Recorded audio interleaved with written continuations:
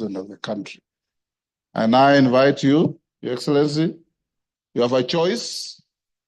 You have a choice between speaking yourself or speaking through your legal counsel. Yes, Comcate, what is out of order? Your Excellency, you may take your seat. Let us hear it. Mr. Speaker, while I did not want to interrupt His Excellency the Deputy President, who is my brother-in-law, Mr. Speaker, yesterday, the Deputy President on national television referred to this House in unpalatable terms. And Mr. Speaker, while it is his right to say whatever he wants to say, as a former member himself, Mr. Speaker, would I be in order, Mr. Speaker, that the Deputy President, as a precursor to his speech, apologizes to this House? Mr. Speaker, this House, Mr. Speaker, he used the words, he referred to this House as a theater of the absurd. Mr. Speaker, this House is an honorable House of the people of Kenya. These are elected members of Parliament, Mr. Speaker.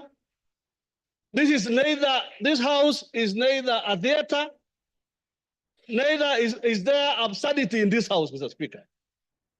So I would request, Mr. Speaker, that the Honorable Deputy President exercises, dignifies this House by offering an apology. I know he has very little support in this House now. You've made your point. But he may get a little support even just from that apology. He has to apologize to this House, Mr. Speaker, before he proceeds with his speech, Mr. Speaker. Thank you very much. Order.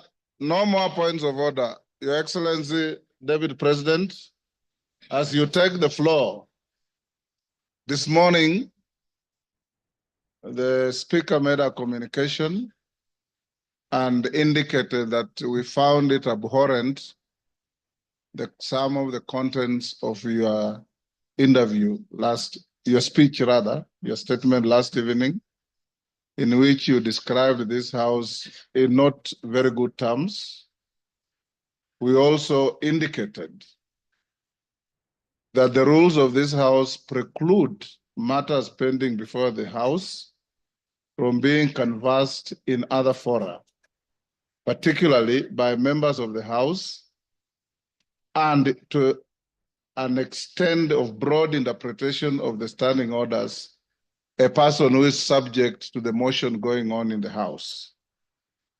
It is spilled milk, it's water under the bridge. You said what you said, but it is only fair that being an immediate former member of this House, that you exercise your conscience to hold as to whether this is a theater of the absurd or is an honorable National Assembly of the Republic of Kenya. You may start by addressing that. Thank you very much, Honorable Speaker. And thank you, the honorable members present, for according me this opportunity to prosecute the matter before us. Mr. Speaker, sir, I have tremendous respect for this great institution. Having served here for 5 years between 2017 and 2022, and I appear here in a very nostalgic moment that I'm back in the House where I stayed for 5 years, despite the fact that I've come under difficult circumstances. Mr. Speaker,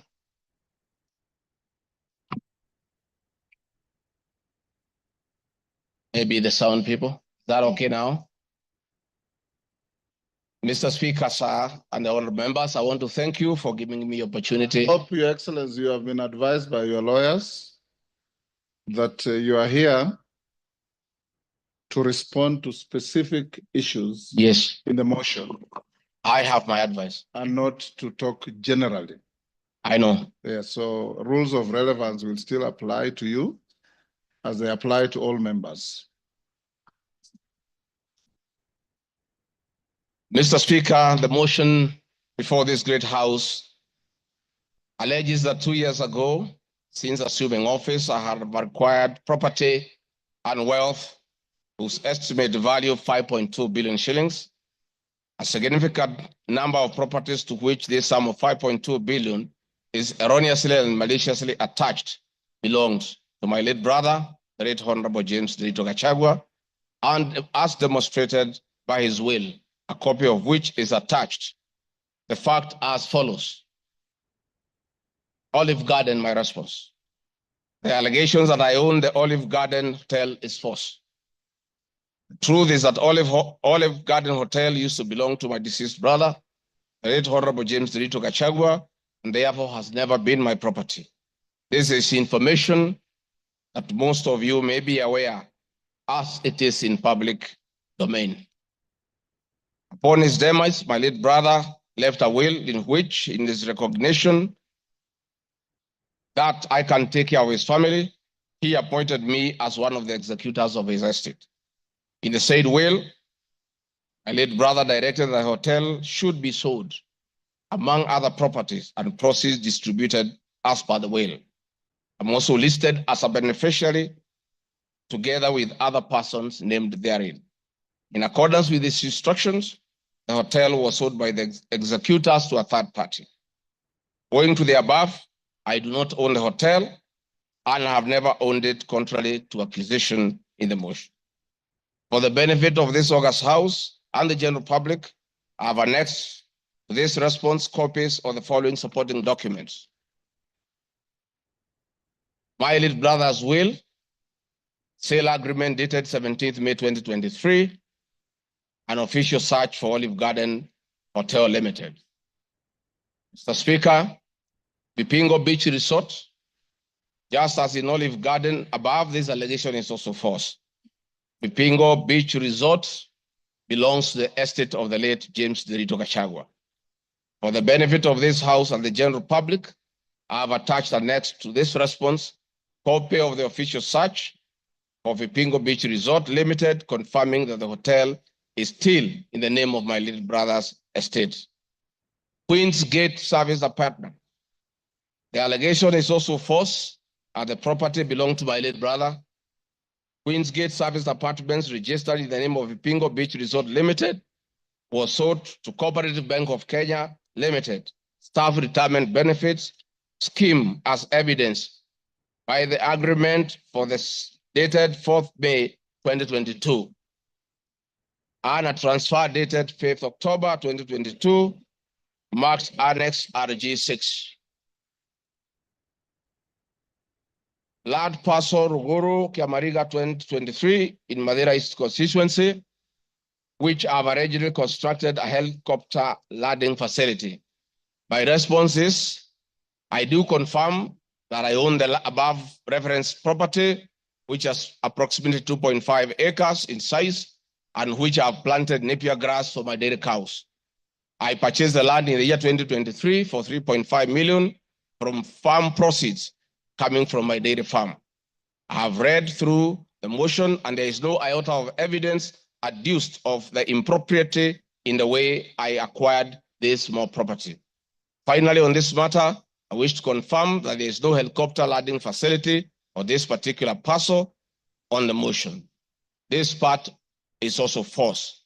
I attach a copy of the agreement for purchase of this property marked Annexure RG7.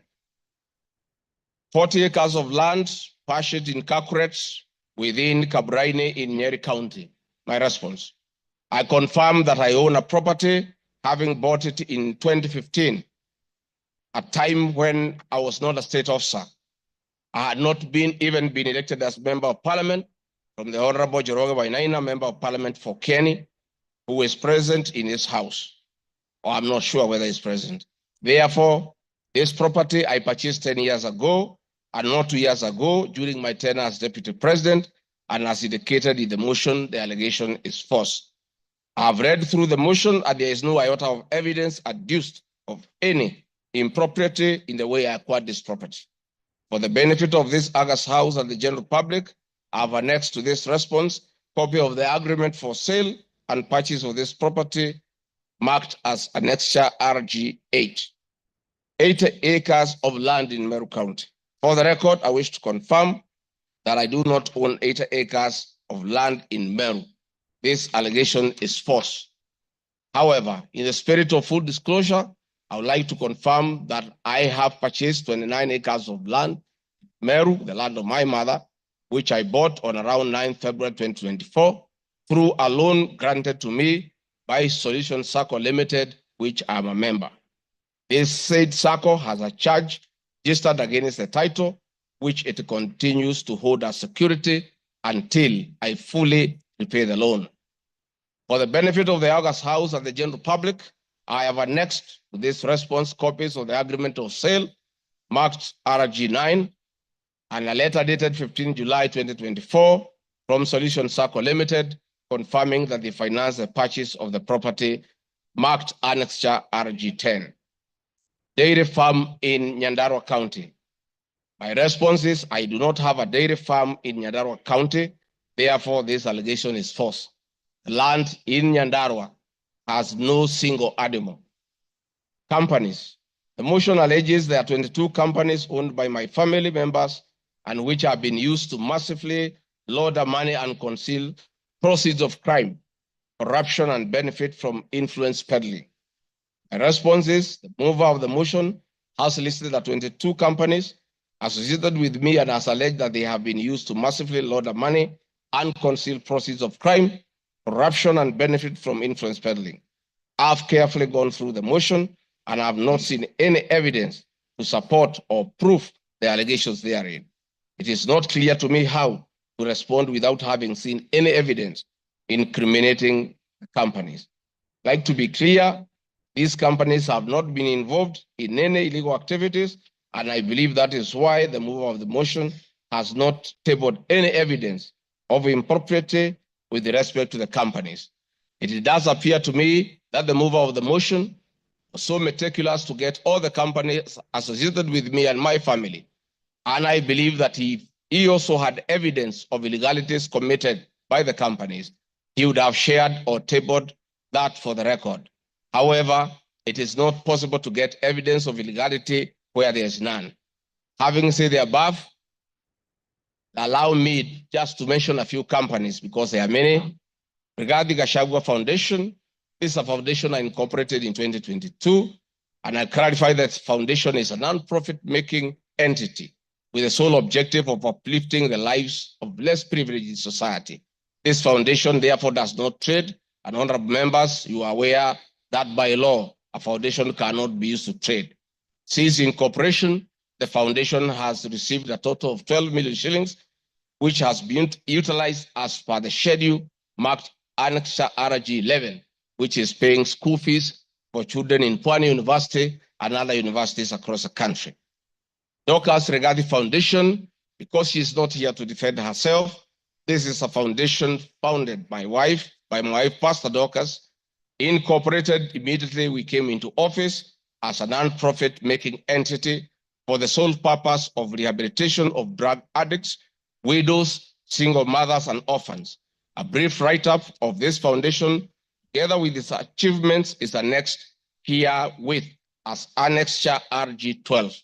It is in public domain that Pastor Dorcas have been around the country doing work of rehabilitating drug addicts and helping others who have challenges.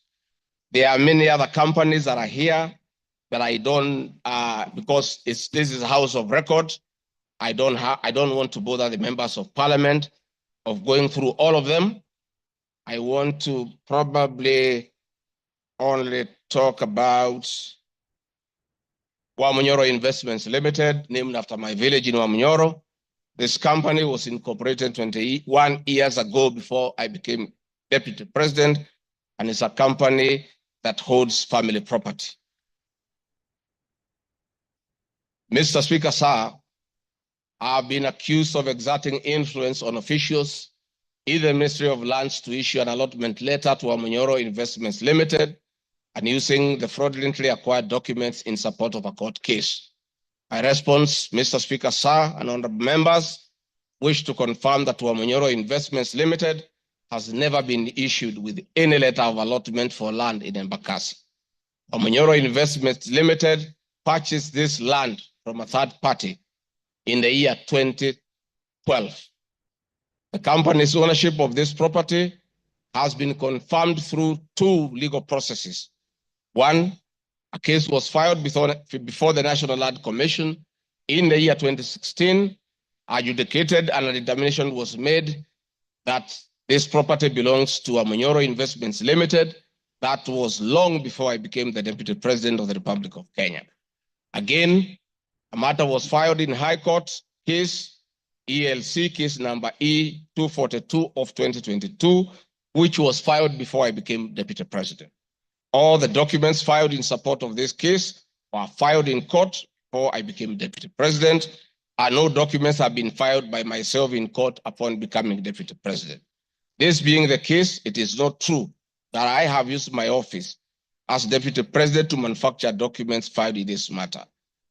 The High Court found that this land legally belongs to Amonyoro Investment Limited and issued the appropriate direction. This matter has since been challenged in the Court of Appeal. I invite any honorable member who may want to be enjoined in this case to have the liberty to do so. Mr. Speaker, sir, I have been accused in the irregular procurement of mosquito nets at a cost of 3.7 billion. In response to paragraph 45, ground 7 at page 23 and 42, paragraph 78 and ground 11 and page 36, 37 or 42 of the impeachment motion, I wish to respond as follows. It is not true, as claimed in paragraph 3 of the witness affidavit of Andrew Mulwa, that I was involved in the KEMSA 3.7 billion irregular procurement of malaria nets, either directly or through proxy.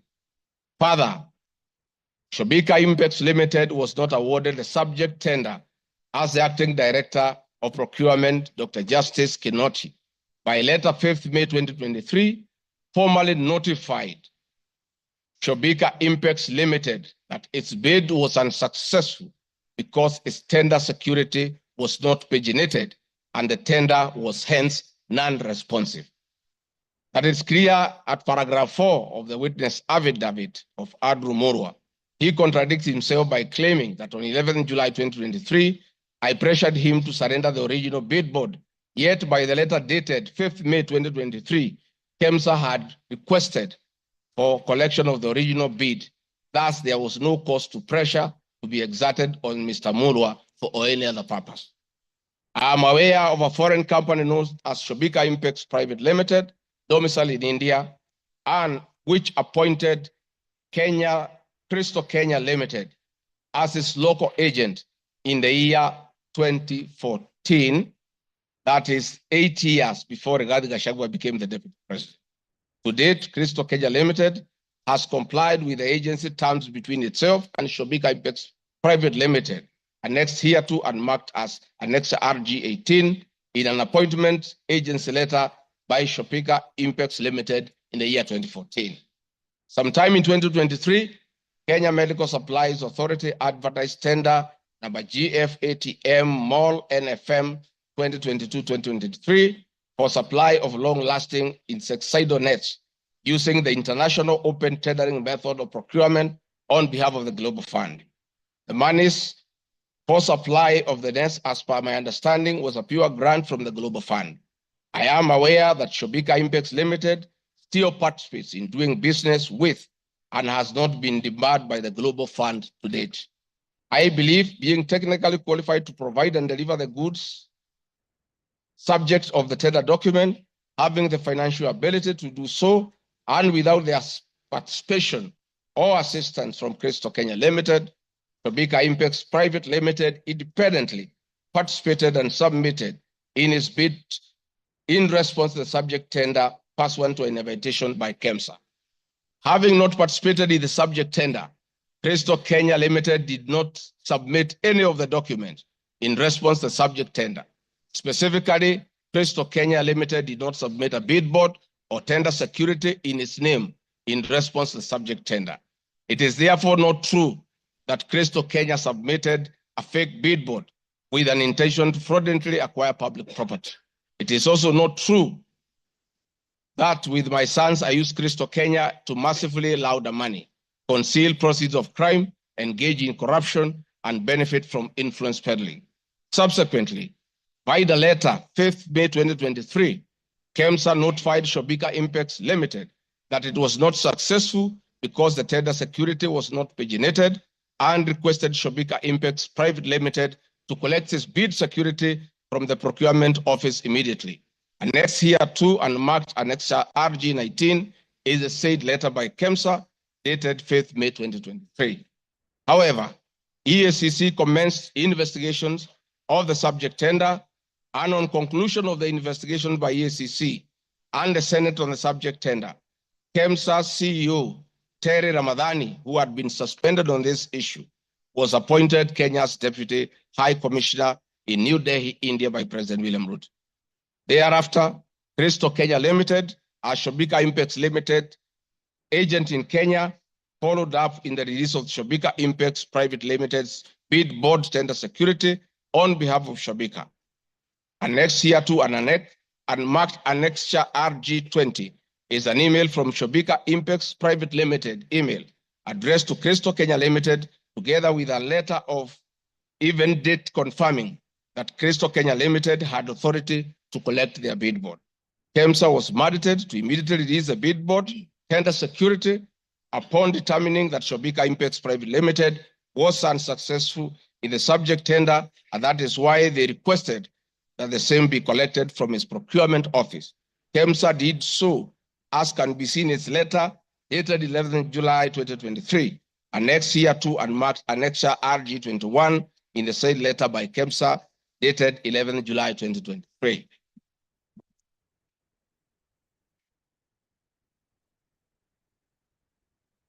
Mr. Speaker, noting that Shobika Impex Private Limited was not successful, it did not supply any goods, and it did not receive any public funds in payment thereof with respect to the subject tender. Accordingly, I have not committed any crime under Section 45(1), 46, 47(a)(3), and 48(1) of the Anti-Corruption and Economic Crimes Act, and Section 2, 3, 4, and 5, the Proceeds of Crime and Money Laundering Act. Further, I have not breached Section 34, the Leadership and Integrity Act, for I did not bully any state or public officer with respect to the subject tender, and specifically, no evidence has been tendered to support the allegation at paragraph 78C of ground 11 at page 37 or 42 of the motion, which alleges that I summoned procurement officers in ministries and institutions, instructing them to direct procurement of goods and services in a specific manner.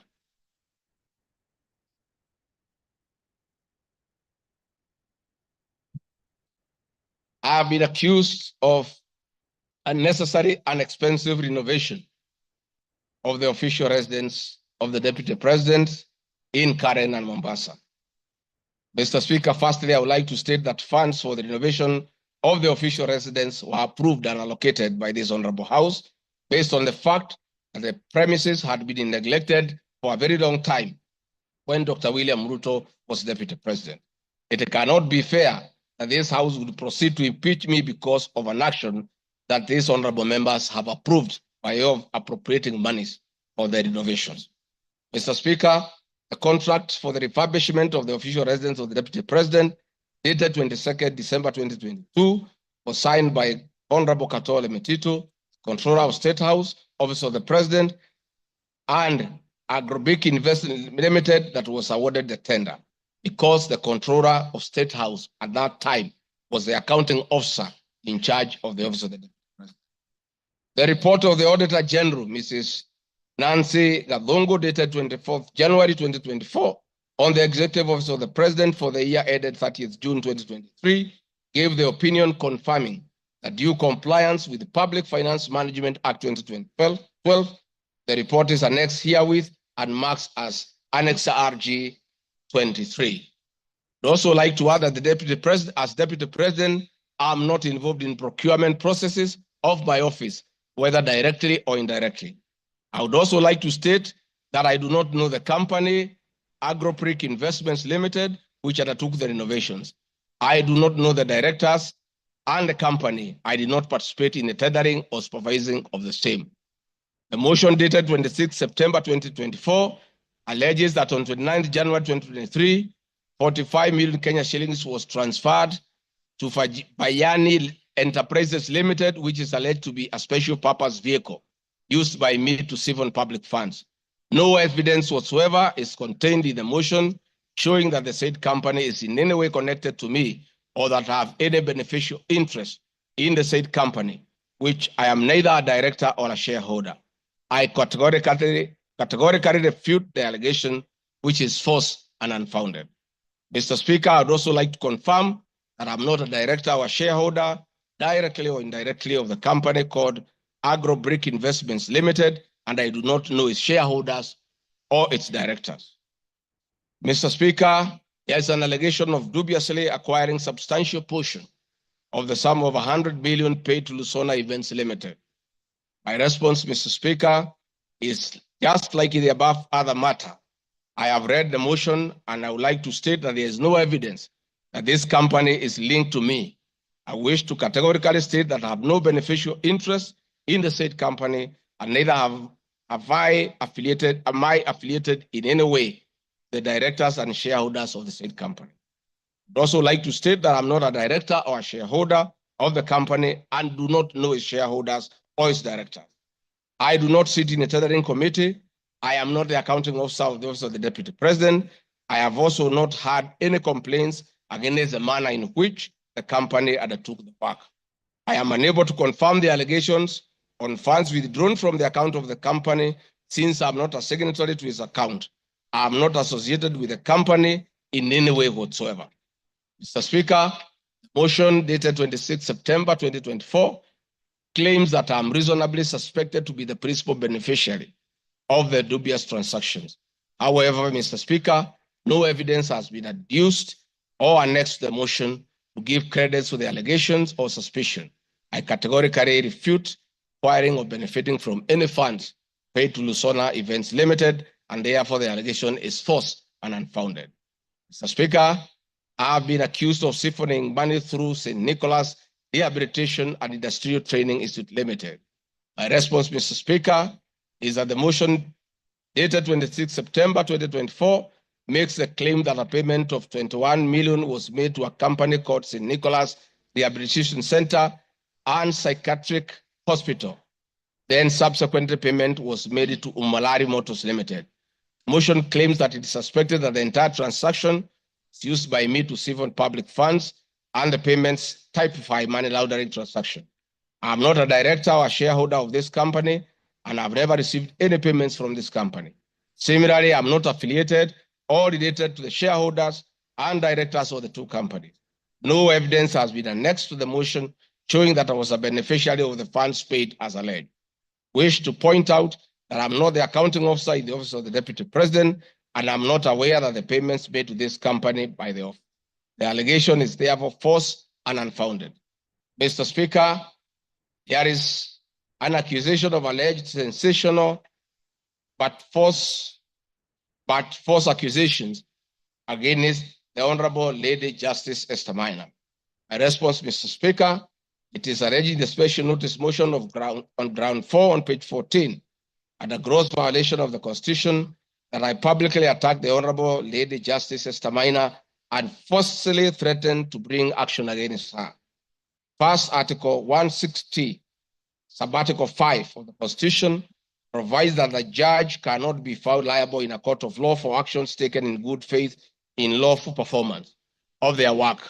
This provision is not a bar on freedom of expression guaranteed under Article 33 of the Constitution, nor a bar of the right to seek redress for legal wrongs simply because a wrong is committed by a judge. The exit multiple legal fora in which to take action against a judge for any actions that are not lawful. My statements were protected speech consequent to a decision by the learned judge in a matter involving my personal assets, which I disagreed with and found to be wholly unfair. The matter having been concluded at that stage, my criticism of the decision was not sub judice, nor in any manner prohibited by law. While I respected the ruling of the learned judge, I was in absolute disagreement with it. Contrary to the assertions in the special motion, I did not falsely threaten to bring action against the learned judge. I took actual legal action available to every citizen of Kenya under Article 160B, subsection 2 of the Constitution, which allows any person to petition the Judicial Service Commission for removal of any judge and filed a legal complaint before the Judicial Service Commission, JSC, in March 2024. The complaint being live before JSC, discussion of the conduct of the learned judge in the said manner here would be sub judice. A copy of the complaint is annexed herewith and marked Annexure RG 24.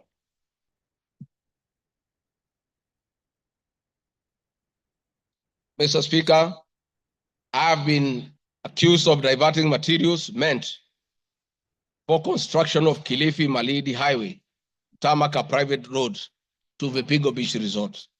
My response, Mr. Speaker, I reiterate that Vipingo Beach Resort is registered in the name of the estate of my late brother, Honorable James Gachagua. Number two, the facts are as follows. King Charles III visited Kenya between 30th October 2023 and 30th November 2024. During his state visit, one of the designated places where King Charles III was to visit was Kuruitu Marine Conservancy, which shares a road with Vipingo Beach Resort. I have annexed a copy of the program for the state visit to Kenya by King Charles III, marked as Annex RG 25, which at page 13 on items 63 and 64 shows his departure and arrival at Kuruitu Marine Conservancy. There are several media reports confirming the visit by King Charles III, Kuruitu Marine Conservancy. I've annexed extracts of the media reports by the Star newspaper dated 7 November and by African News marked as Annexure RG 26. My understanding is that the road to Kuruitu Marine Conservancy was upgraded in respect of this visit, which also to benefit the local community, including amenities like Cheriani Secondary School, Cheriani Primary School, a mosque and a public market as part of the corporate social responsibility. I wish to point out that the alleged road, that is Takaungu Shariani Vipingo, is a public road and not a private road leading to any property associated with the Deputy President, but a public road. Mr. Speaker, I've been accused of undermining the President and the Cabinet by allegedly making contradictory public statements from the position taken by Cabinet regarding the evacuation of the people residing along the Nairobi River. My response, Mr. Speaker, is that Article 147 of the Constitution provides that the Deputy President shall be the principal assistant of the President and shall deputize the President in execution of the President's functions. Article 28, which states that every person has inherent dignity and the right to have the dignity respected and protected. Article 29C, Mr. Speaker, states that every person has the right to freedom and security of the person, which includes the right not to be subjected to any form of violence from either public or private sources. Section 15G1 of the Land Act states that notwithstanding any provision, the contrary in this act or in any other written law, all eviction shall be carried out in a strict accordance with the following procedure. Be preceded by proper identification, is taking part in eviction or demolitions. Be preceded by the presentation of formal authorizations for action. C, where groups of people are involved, government officials or their representatives be present during an eviction. D, be carried out in a manner that respects the dignity, right to life and security of those affected. E, include special measures to ensure effective protection to groups of people who are vulnerable, such as women, children, the elderly, and persons with disabilities, including special measures to ensure that there is no arbitrary deprivation of property or possessions as a result of the eviction. This includes mechanisms to protect property and possessions left behind involuntarily from destruction, to respect the principles of necessity and proportionality during the use of force and give the affected persons the first priority to demolish and salvage their property. Critically, our Constitution provides at 147(2) that first the Deputy President shall perform the functions conferred by this Constitution and any other functions assigned by the President. Pursuant to Article 3 of the Constitution, I, as well as every other citizen of Kenya, and state or public officers have an obligation to respect, uphold, and defend this Constitution in performing any of my functions. This, the national values and principles of governance contained in Article 10 of the Constitution by those state organs, public officers, and all persons, including myself as Deputy President, wherever we make or implement public policy decisions. In addition to this matter, Mr. Speaker, these national values and procedures include the rule of law, democracy and participation of the people, human dignity, equity, social justice, inclusiveness, equality, human rights, non-discrimination, and protection of the marginalized. Adherence to these principles become extremely important when we as state officers are contemplating legal evacuation of citizens with a duty to avoid inhuman forced eviction that will be contrary to our Constitution and international law. While campaigning with President William Ruto, and subsequently when I was sworn in as Deputy President, the President and I promised as a key pillar of the Kenya Kwanza government that there will be no forced or unlawful evictions and that all evictions will be human and entail legal compensation. Mr. Speaker, the Office of the Deputy President has undertaken extensive engagement with all parties in regard to cabinet decisions on eviction, which I fully support, including the Nairobi River, which is an entity under the Office of the Deputy President and the County Government of Nairobi. Adherence to these principles become extremely important when we, as state officers, are contemplating legal evacuation of citizens with a duty to avoid inhuman forced evictions that will be contrary to our Constitution and international law. Guideline number 6 of the United Nations General Assembly guidelines for the implementation of the rights to adequate housing prohibits forced evictions, and that the state should ensure that any eviction under domestic law are fully compliant with international law. The guidelines further require meaningful engagement with communities to ensure that the rights of residents are implemented cooperatively without the need for eviction procedures or police enforcement. Of government directives on the eviction, save for the fact that on being informed that the persons residing along Nairobi River would be evicted and paid 10,000 shillings only, which I and many other Kenyans felt was inadequate compensation for eviction. I insisted that the government should abide by the constitutional dictates and international norms while implementing any cabinet decisions, including eviction, and maintain the dignity of the citizens of Kenyans facing eviction. My statements did not and cannot be construed to undermine the president by insisting that people should not be evicted inhumanly and without adequate compensation. Mr. Speaker, I've been accused of undermining devolution by allegedly holding a meeting in Nairobi Wakulima Market. The motion alleges that on 28 September 2024, I unlawfully interfered with the running of the Nairobi City County government by holding a public rally where I allegedly incited citizens against lawful directives of the county government on planning and allocation of markets. My response, Mr. Speaker, is that the motion alleges that on 20 September 2024, I unlawfully interfered with the running of the Nairobi City County government by allegedly inciting citizens against lawful directives. Article 6(2) of the Constitution provides that the government at national and county levels are distinct and interdependent and shall conduct their mutual relations on the basis of consultation and cooperation. This being the case, it cannot be said that there is a violation of the Constitution when someone from the national government makes a comment on matters relating to county governments. The traders had sought me out to intervene and request the governor on their behalf to dialogue with them and seek a solution to the grievances with regard to the relocation of markets. I request that a video annexed RG video 3 be played for the benefit of members to say what I said.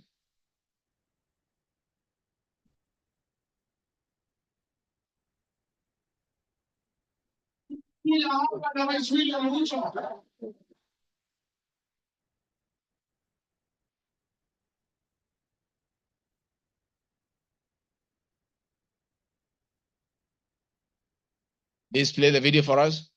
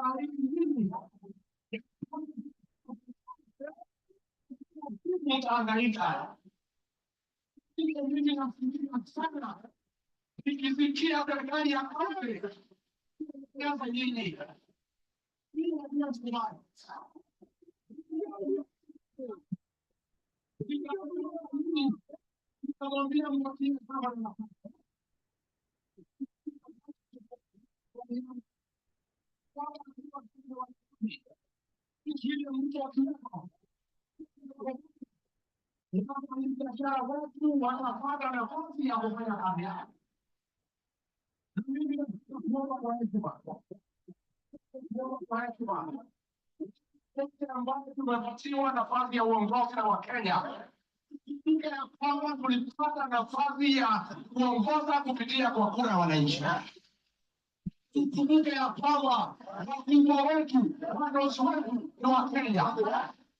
Hakuna siku tutaweza geuka Wakenya. Tupatie nafasi ya uongozi. Ni kuandika kazi.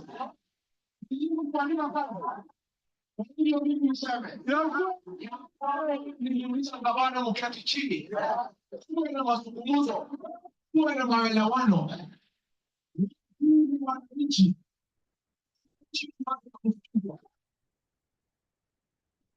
Kuhakikishia ya kwamba nimemuuliza gavana kwa heshima na mimi sina kiburi. Mimi namuomba akiwa kiongozi wetu hapa Nairobi asikuwe mtu ya kugeuka watu walimchagua.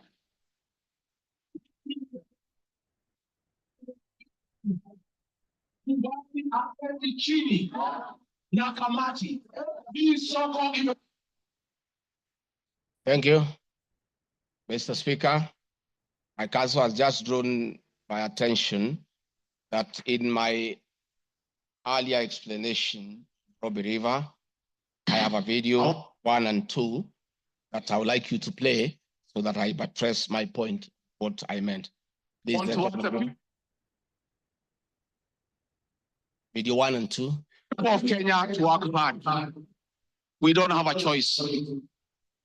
Once we try to fix this economy and create a good working environment where we don't criminalize enterprise, where ordinary Kenyans are allowed to work, where businessmen are not harassed by KRA,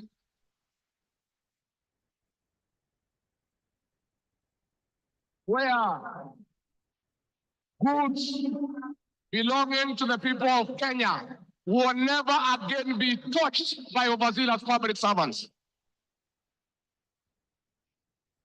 Where again poor people will never again be evicted in brutal evictions by state agencies. And I say, freedom is here. Now, the number of fatalities from the ongoing forcible eviction by the government has risen to 3, with another tragic loss in Mathare on Monday. An 18-year-old boy died as a bulldozer brought down a church in the area just moments after President William Ruto left. The young man, who was assisting in salvaging the church's belongings, became a casualty of the demolition. Earlier on Saturday, 2 individuals lost their lives in Mukuru kwa Ruben during a similar eviction exercise. Ben Kirui reports.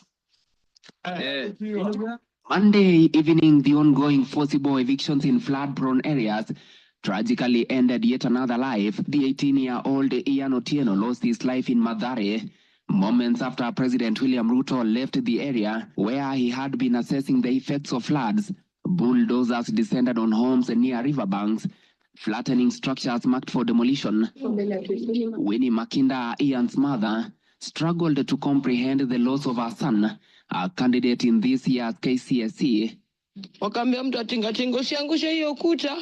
Kuna hapo ndani kuna watoto wa watu. Wacha kuangusha hapo ndani kuna watoto wa watu. Akaambia wamama waache kumpigia kelele. Reports indicate that Ian Otieno was trying to salvage church properties when the bulldozer brought down the wall, leading to his sudden demise.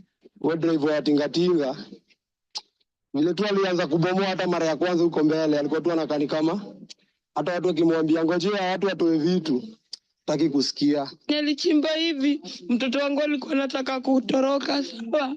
Unasikia alishika mtoto wangu na hiyo kitu hapa. Mtoto wangu akienda hivi. Mtoto wangu ana hivi. His death led to demonstrations by residents, prompting police intervention. The law enforcers lobbed tear gas canisters to disperse the rioting residents. Watu wakachukua mwili tena tuonyeshe maaskari yenyewe wametulia mtoto. Maaskari kutuona kwa gate wakaanza kutoa gun. Wakaanza kulipua shoot. Residents insist they will comply with government orders to vacate houses along riparian lands only if provided with alternative housing solutions. Saturday's demolitions in Mukuru kwa Ruben claimed 2 lives and injured 3 others, sparking outrage among residents who blamed the government for forcible evictions despite many not yet being relocated. Last week, the government mandated the evacuation of all residents from risky areas within 48 hours, including those near dams, those in areas prone to mudslides, and Kenyans residing on riparian lands. Ben Kirui, Citizen TV, Nairobi. Hakuna tena mambo ya evictions katika Nairobi. Kama kutakuwa na maneno, ni maneno ya relocation ambaye itakuwa ni kwa utaratibu bila ya mwananchi kuvunjiwa nyumba. Huwezi kutoka nyumbani alafu unarudi jioni unakuta masufuria barabarani na blanketi sijui imekaa wapi. That one will not happen again. We want to make sure that we are an orderly, humane society that respects the right of everybody, irrespective of who they are or irrespective of their financial status. We are all equal before the Constitution. Tumekubaliana watu wa Nairobi? Vijana tumekubaliana? Thank you, Mr. Speaker. That was President William Ruto talking the same language as his deputy, that brutal and forceful evictions have no place under this administration. We have seen a video of brutal eviction. We have seen young children crying in tears. The Deputy President is being accused of undermining his boss by just doing what his boss said, that we should never forcibly, brutally evict the people of Kenya. Mr. Speaker, the leadership of Nairobi business traders approached me sometime in March 2024 at the official residence to discuss multiple issues affecting business and requested engagement in the solution and intervention on this issue. Consequent to this meeting, I directed that short, medium, and long-term strategies be undertaken, coordinated by the Office of the Deputy President, to address the issues raised that cut across various agencies, including KRA, Kenya Post Authority, Anti-Counterfeit Authority, Kenya Bureau of Standards, the National Police Service, and the Kenya Copyright Board. On 11th April 2024, the Small Traders and Government Agencies Technical Committee, coordinated by my office, held a meeting to discuss issues raised by the small traders, including Muthurwa Market, attended by the Office of the Deputy President staff, in a supportive role in keeping with the draft framework of cooperation and engagement between the government, the Nairobi City County Government, and Nairobi business traders. Subsequent this, Mr. Speaker, is clear that my office have been having meetings with the governor of Nairobi on various matters affecting the people of Nairobi, and hence the Deputy President cannot be accused of undermining devolution. Mr. Speaker, I've been accused of undermining devolution by allegedly holding meetings to fight alcohol. I'm sorry, Mr. Speaker, if the House took it that I say the House is a theater of the absurd. I was talking about this specific charge of undermining devolution by holding meetings to fight alcohol to be discussed in this house.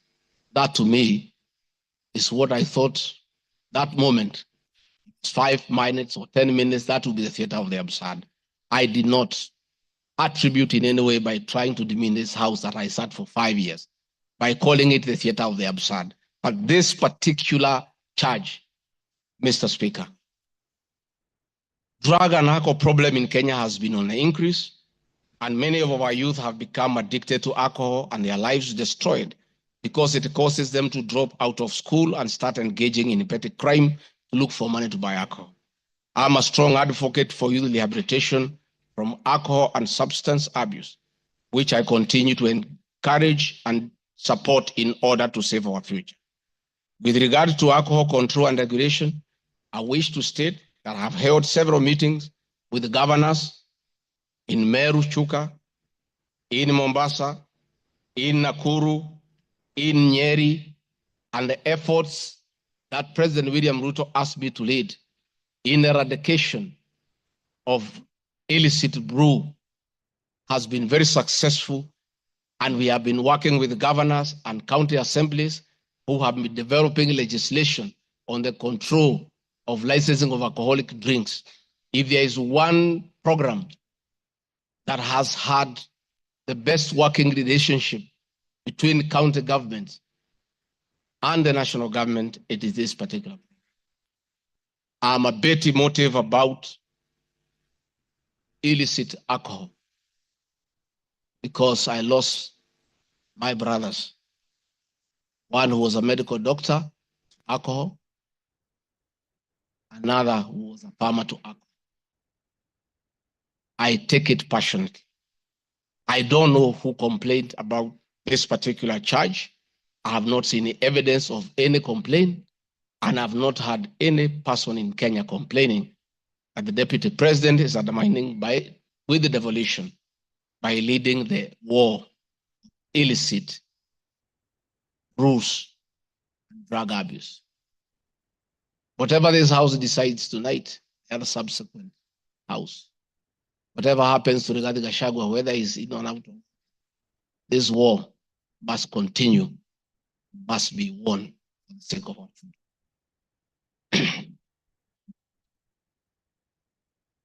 I want us to watch video number 4, RG4. Leaders, those of us who have been elected, Madam Waiguru, Governor Kahiga, Badilisha, Kamata, Ramatangi. What shall we tell our people? Where are we? What shall we tell the people who elected us? When we meet them, what shall we tell them? When our children got wiped out by alcohol and drugs, where are we? We'll have nothing to say. Utaambia watu nini? Mukami, utaambia watu nini? So please, this forum here today, let us be open and candid. Speak from your heart.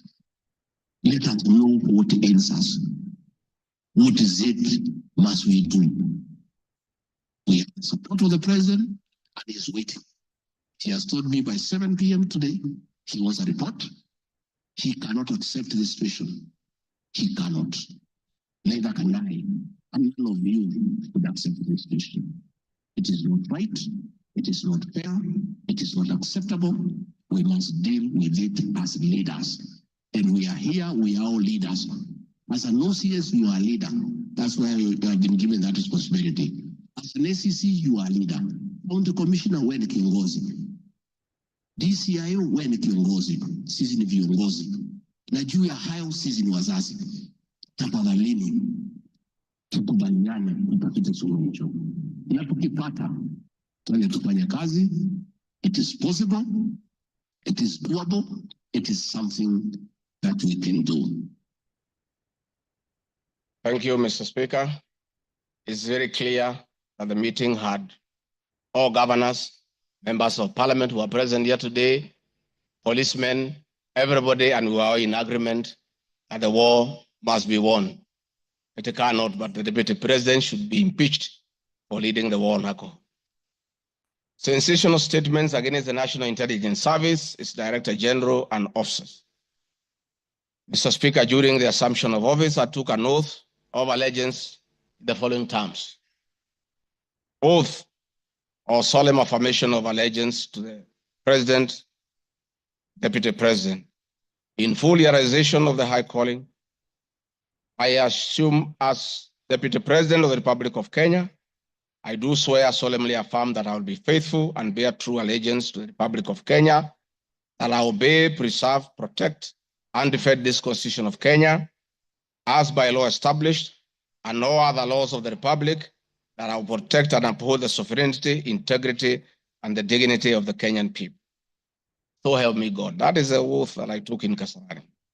Article 239, Article 3 of the Constitution provides that in performing their functions and accessing their powers, the national security organs and every member of the national security organ shall not act in a partisan manner, further in the interest of a political party or cause, or prejudice political interests or political cause that is legitimate under this Constitution. Article 239, subarticle 5 of the Constitution provides national security organs are subordinate to civilian authority. In relation to this allegation, I wish to state that the National Intelligence Service holds a very critical role in ensuring the safety and security of our country. They are responsible for gathering intelligence and share it with all our law enforcement agencies to ensure that the country is safe at all times. Consequently, when the country was caught flat-footed with regard to the scope and extent of the public's dissatisfaction, Finance Bill 2024, which degenerated in a Gen Z protest, it pointed to the failure of the National Intelligence Service in carrying out its mandate. I am persuaded that the National Intelligence Service ought to have known beforehand. Public was completely opposed to the finance bill, and they ought to have briefed the president before the protests began, and this would have caused a change of tact by government regarding the proposed bill and the protests which culminated in the loss of innocent lives and destruction of property would have been avoided. Hence, I expressed my opinion on this in my public media briefing in Mombasa, and my utterances were not any different from what happens in other countries when there is a lapse or failure by the intelligence agencies. The nation has witnessed unfortunate instances of several extrajudicial killings, abductions, and disappearances.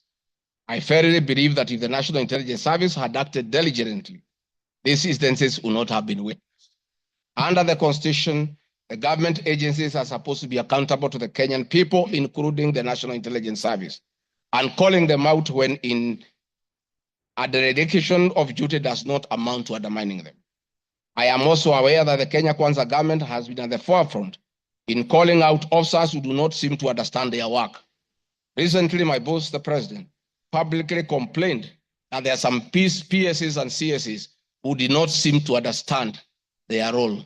Please play for me video number 5, RG5. On President William Ruto has today described some members of his cabinet as utterly clueless and uninformed about the dockets they occupy. And in a sign of trouble for cabinet secretaries, the State House gates were shut for those who arrived late, with both President Ruto and his deputy Rigathi Gachagua giving a sharp tongue lashing to the latecomers. And our Citizen TV's Timothai Goin reports the atmosphere at the State House, Nairobi, left little doubt on President Ruto's disappointment with a vast section of his 22-member cabinet.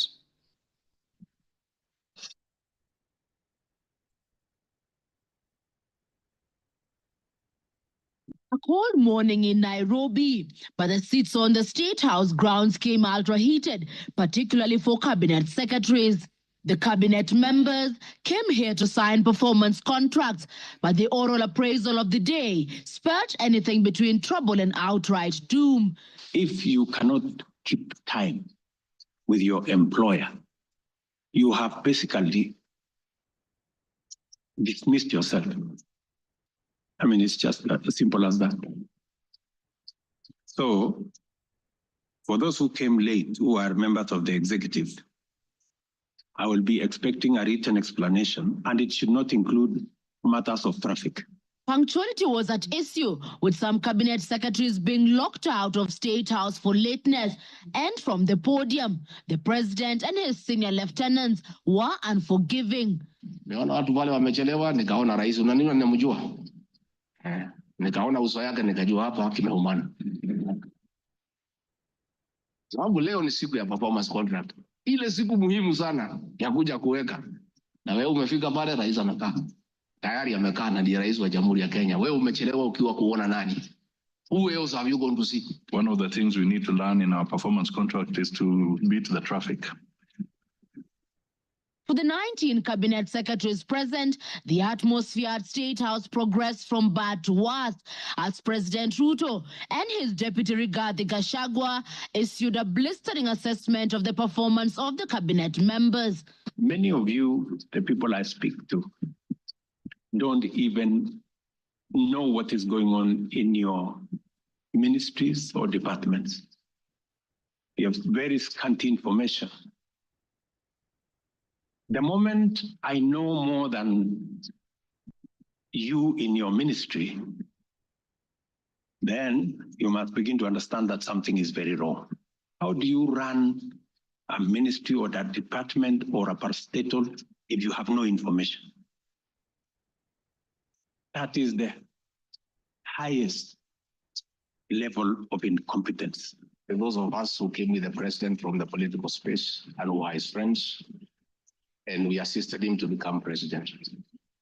Once he gives us a job, that is the termination of that friendship. The friendship with the president will be based on nothing but performance. From travel habits to basic work ethic and even media appearances, it was a brutal ground zero appraisal for the cabinet. Why do you have to honor every invitation that you have been given to every country? Your Excellency, at times we have tried to hold cabinet committees, we can't. 5, 6, 7, 8 ministers out of the country. Some change clothes at the airport from one country to another. That is the truth. Why can't you regulate yourself? If the president was to travel and honor every invitation, he will be out of this country the whole year. You just have to decide what is useful and other things you can leave to our ambassadors out of the country. So when you hear my deputy saying, find time, travel, but travel and see the people who have hired us, you know, go to different parts of Kenya so that you can get feedback from the public. We have done so much as an administration. And the information is not out there. Our ministers are quiet. They are called for TV interviews, they don't show up to say what they have done. And then the media have a few days because nobody talks for government. I would rather we spend more time explaining to the people of Kenya what we have done in our respective dockets as opposed to travel. And if we have to travel, let's travel out the country to where our wananchi are and explain what we are doing. And I remember I called CS Chelugui. I didn't find him, so I called his PS. And I found her, and I explained to her, I told her, look, the public is not understanding this. Did I call you or not? On Sunday, you know, I told you this is what the public is saying. Please do more sensitization on Hustler Fund Phase 2. With a very public expression of disappointment in his cabinet, President Ruto has triggered speculation on changes in government as his administration approaches the end of its first year in office. From punctuality to work ethic and general performance, the proverbial axe could well fall somewhere. With the performance contracts expected to foster a culture of high performance in the public service and also ensure that public resources are properly utilized, it is also set to offer a framework for President William Ruto to reward performers and also institute sanctions on non-performers. Chamutai Goin, Citizen TV. Mr. Speaker, President William Ruto, my boss, and I have been calling out senior government officials when they fall short of expectations. The Director General of the National Intelligence Service is no exception. He's not above the law.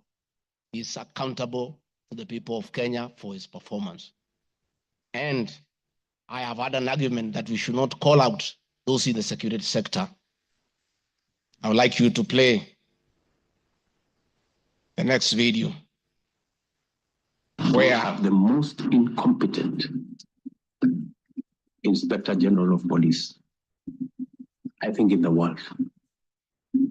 The most incompetent in the whole world.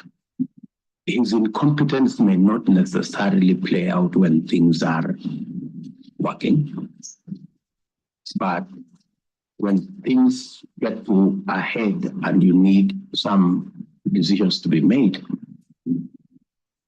I can tell you for sure, the gentleman we have as an IG cannot make any decision. Mtu wa sinema mingi anaitwa nani yule mtu? Yule sijui anaitwa DCI, yule anaitwa nini? Yule mtu anaitwa Kinoti. Awache ujinga.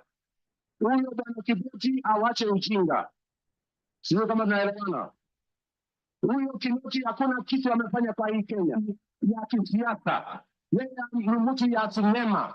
Anaendesha makesi kwa magazeti. Anatuandikia barua, sijui barua ya kilomita ngapi. Mr. Kinoti, please save your time. Stop writing to us long letters. Leave matters of elections to IEBC. You have no business in IEBC. You have failed as DCI. We don't want you to fail our elections. Tunaelewana? Huyo bwana Kinoti awache hiyo ujinga yake anaendesha pale, kwa sababu anatukathirisha. Huyo bwana Kinoti tunataka tumwambie awachane na watu wa IEBC wafanye hii uchaguzi. Alipatiwa kazi ya kufanya criminal investigation. He has never done anything. Ile kesi yote anafanya kesi kwa magazeti. Akiambiwa apeleke evidence kule kotini ameshindwa. So bwana Kinoti, wacha sinema. You have failed and wait for others so that you can. Honorable members, that was President William Ruto as Deputy President criticizing IG Mutiabai, DCI Kinoti. Rigathi Gachagua has learned his job from his boss, that public officers must be called to order when they fell short of expectation. And I never saw anybody bring William Ruto here for impeachment or criticizing the IG or the DCI. This is a very unfair allegation. Mr. Speaker, it is also reported by media that the IMF has already warned about impending unrest during the people's dissatisfaction with the 2023 and 24 finance bill.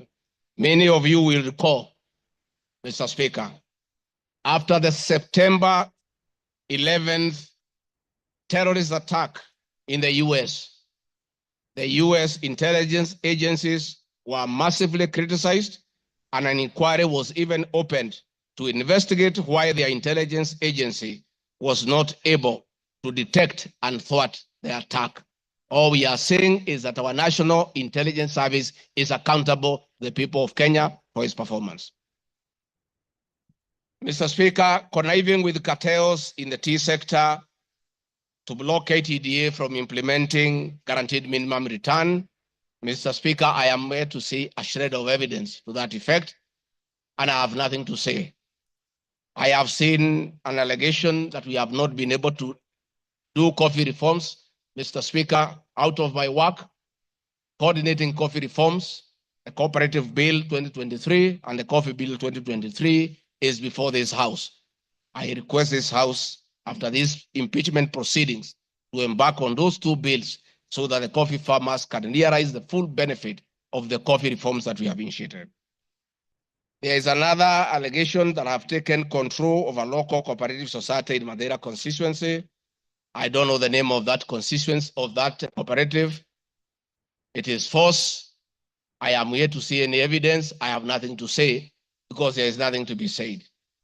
On the issue of shareholding, which I think members are interested in listening to, I listened to you this morning, and it was quite emotive.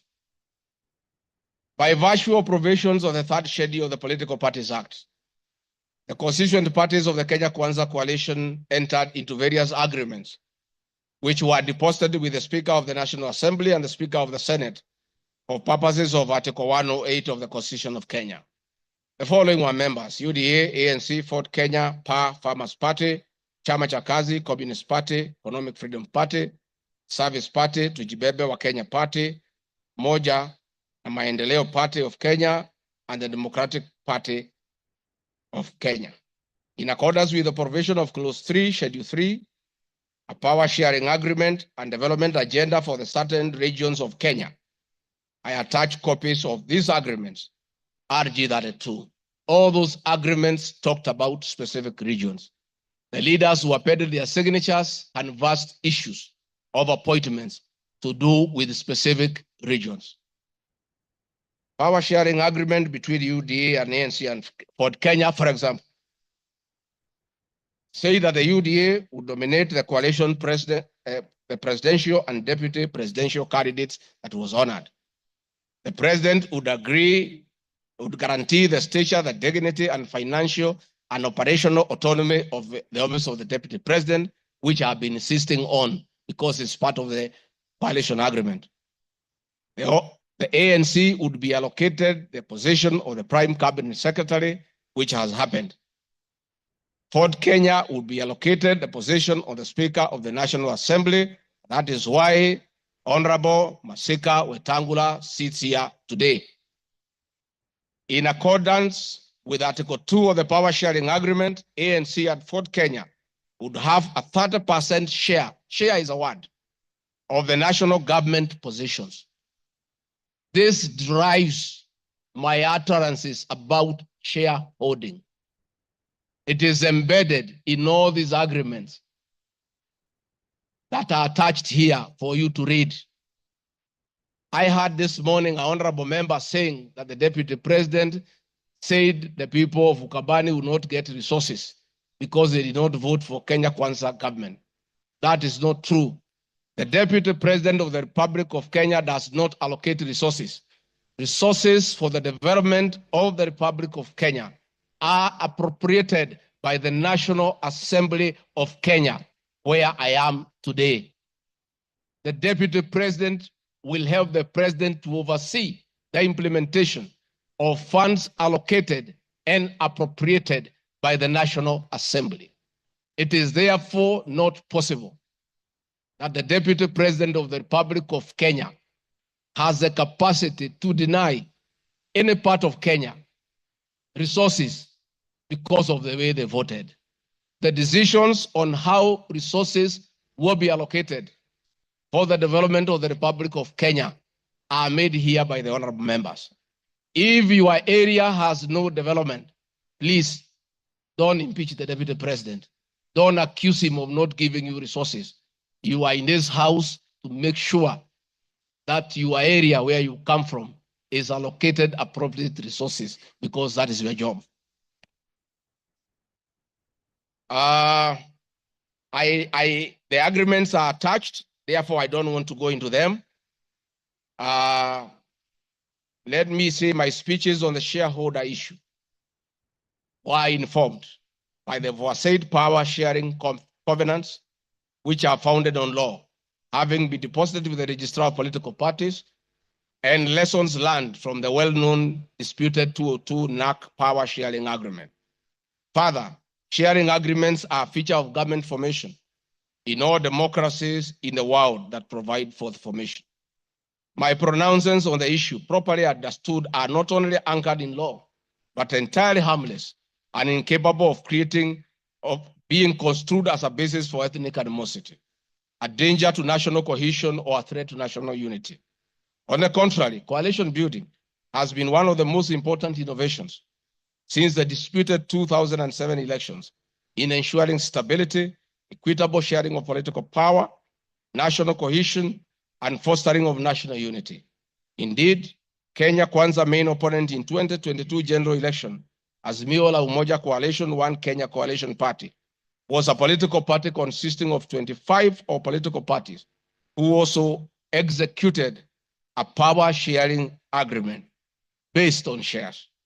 I'm also aware that the Jubilee Coalition that executed a 50-50 power sharing agreement between TNA party and URP party for 2013 general election. I have thus not violated section 13(1)(a) and 62 of the National Cohesion Integration, nor has this commission summoned me to explain any of my comments and how it can affect cohesion.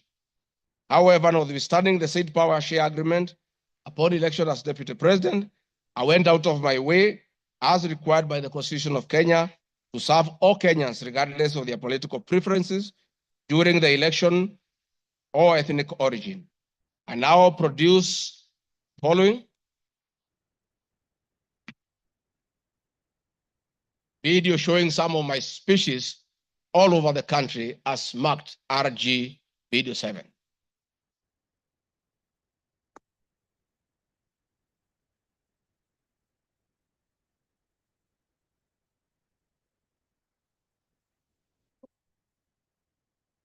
We want to confirm to the people of Nyanza that the Ruto administration will serve all Kenyans, those who elected us and those who did not.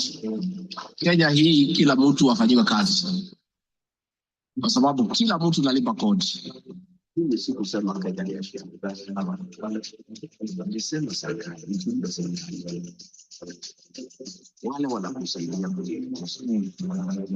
unatakiwa uweke wengi wale na wale walielewa manifesto yake. Mimi nimetembea kwa hivi, si unasema nilikuwa Mombasa, pia bwana mlima. Mimi nilikuwa Wajir, pia bwana mlima. Nilikuwa Garissa, pia bwana mlima. Nilikuwa Mount Elgon. Nandi nimekuja karibu mara 6. Eldoret nimekuja karibu mara 6. Kericho nimekuja mara 4. Tea conference ya chai nilikuwa na nyinyi, niliwapa Kericho. For now, ndio tunaendelea. Tutafanya kazi na viongozi wote. Akiwa chama ile, akiwa chama hii, we don't care. This is a time to serve the people of Kenya. We shall work with all elected leaders, irrespective of their political affiliation. Mr. Speaker, copies of documents demonstrating my efforts within the mandate allocated to me by the President to address security issues and economic equalization programs and policy in historically marginalized areas is Annex RG33. The decision to embrace the broad-based government following the dissolution of cabinet after the Gen Z protest. I attached my video during the launch of the Honorable Raila Odinga's quest for EU chairmanship at State House, again as a demonstration of my embracing the broad-based government.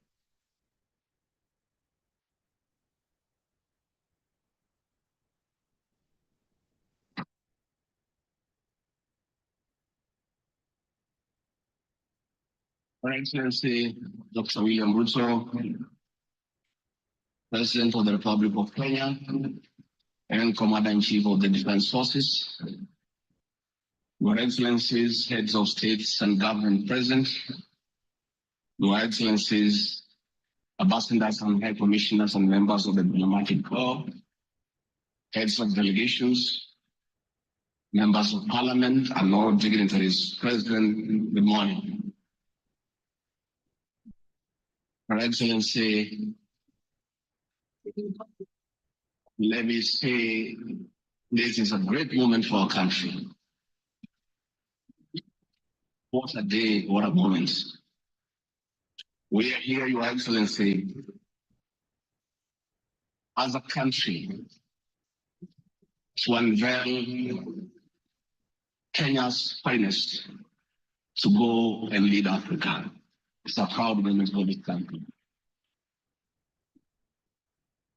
I want to say, Your Excellency, the people of Kenya have been united to a man by the candidature of the Right Honorable Raila Odinga to be the chairperson of the African Union Commission.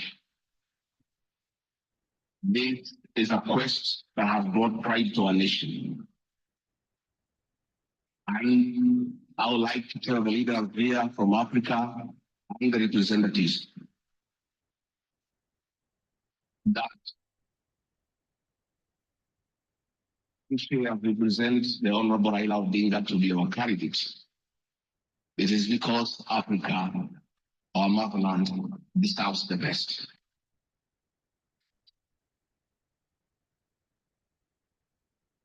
dream of the Right Honorable Raila Odinga in Pan-Africanism is well documented. Passion knows no age, knows no limit. In the person of the Right Honorable Raila Odinga, he'll join the ranks of Jomo Kenyatta and Kwame Nkrumah in pushing the agenda for Africa.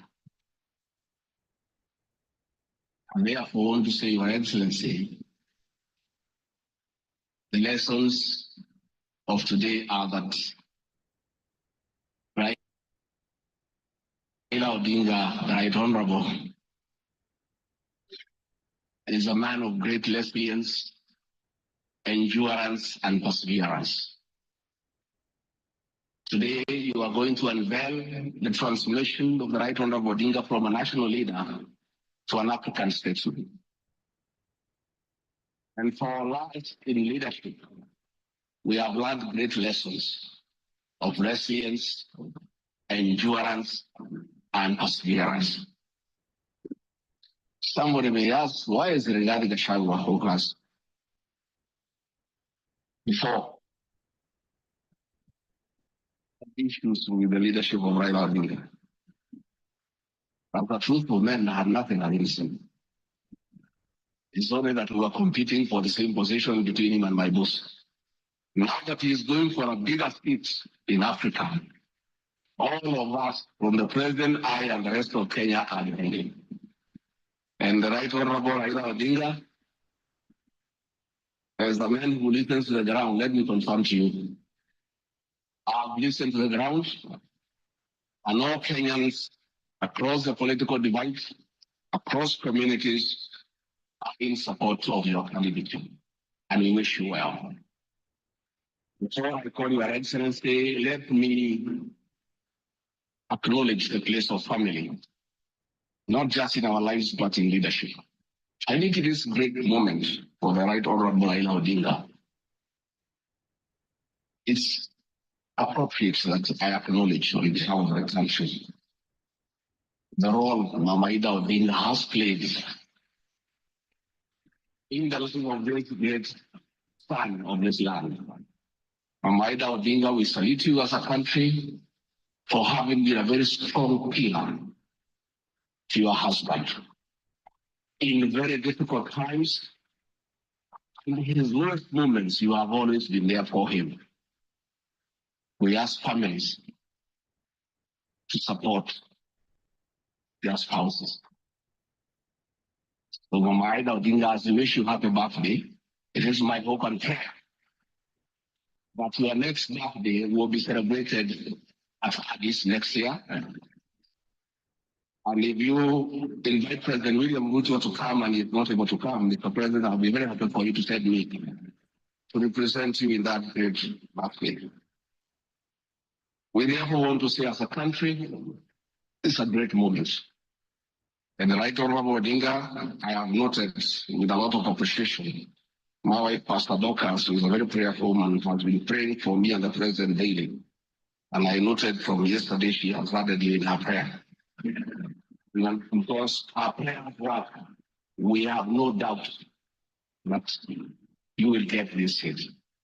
Mr. President, it is now my honor to request you to come and anchor Kenya's finest and embark on the journey of transformation of the Right Honorable Raila Odinga from a national leader to a great African statesman.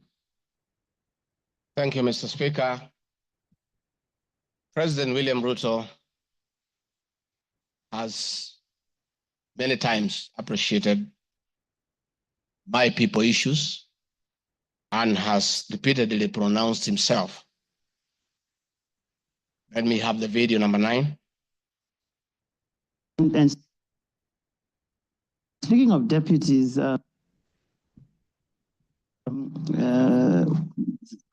you have in the last few weeks named Mr. Rigathi Gachagua as your deputy. There's been quite a debate, and I'm sure you know that, around running mates in this country. Perhaps this would be a great time to shed light on why you settled on this gentleman? Rigathi Gachagua is somebody I have known. Rigathi Gachagua is a very passionate leader. Rigathi Gachagua is a people's person. He speaks about the things that I speak about. He speaks about ordinary people. He's concerned about matters to do with farmers. He's concerned about the things that are dear to ordinary Kenyans. And the nexus between me and Rigathi Gachagua is the people. He believes in bottom up the way I do. And that is why I chose Rigathi Gachagua to work with me. Thank you very And much. speaking of deputies. Thank you very much, Mr. Speaker. In addition, and almost in conclusion, I am not the only leader at the national level who has encouraged unity among Kenyans based on shared regional, geographical, and economic and other factors. I have attached several articles. Luya unity is not optional, Moses Wetangula. Ruto puts case for Gema Kalenjin unity. Bijikenda unity in the offing. Masai leaders in unity talks ahead of next year's general election. I have attached those articles so that you understand that regions uniting does not mean they unite against other regions. They unite for common issues, common values, and to strengthen them to join other regions for national unity.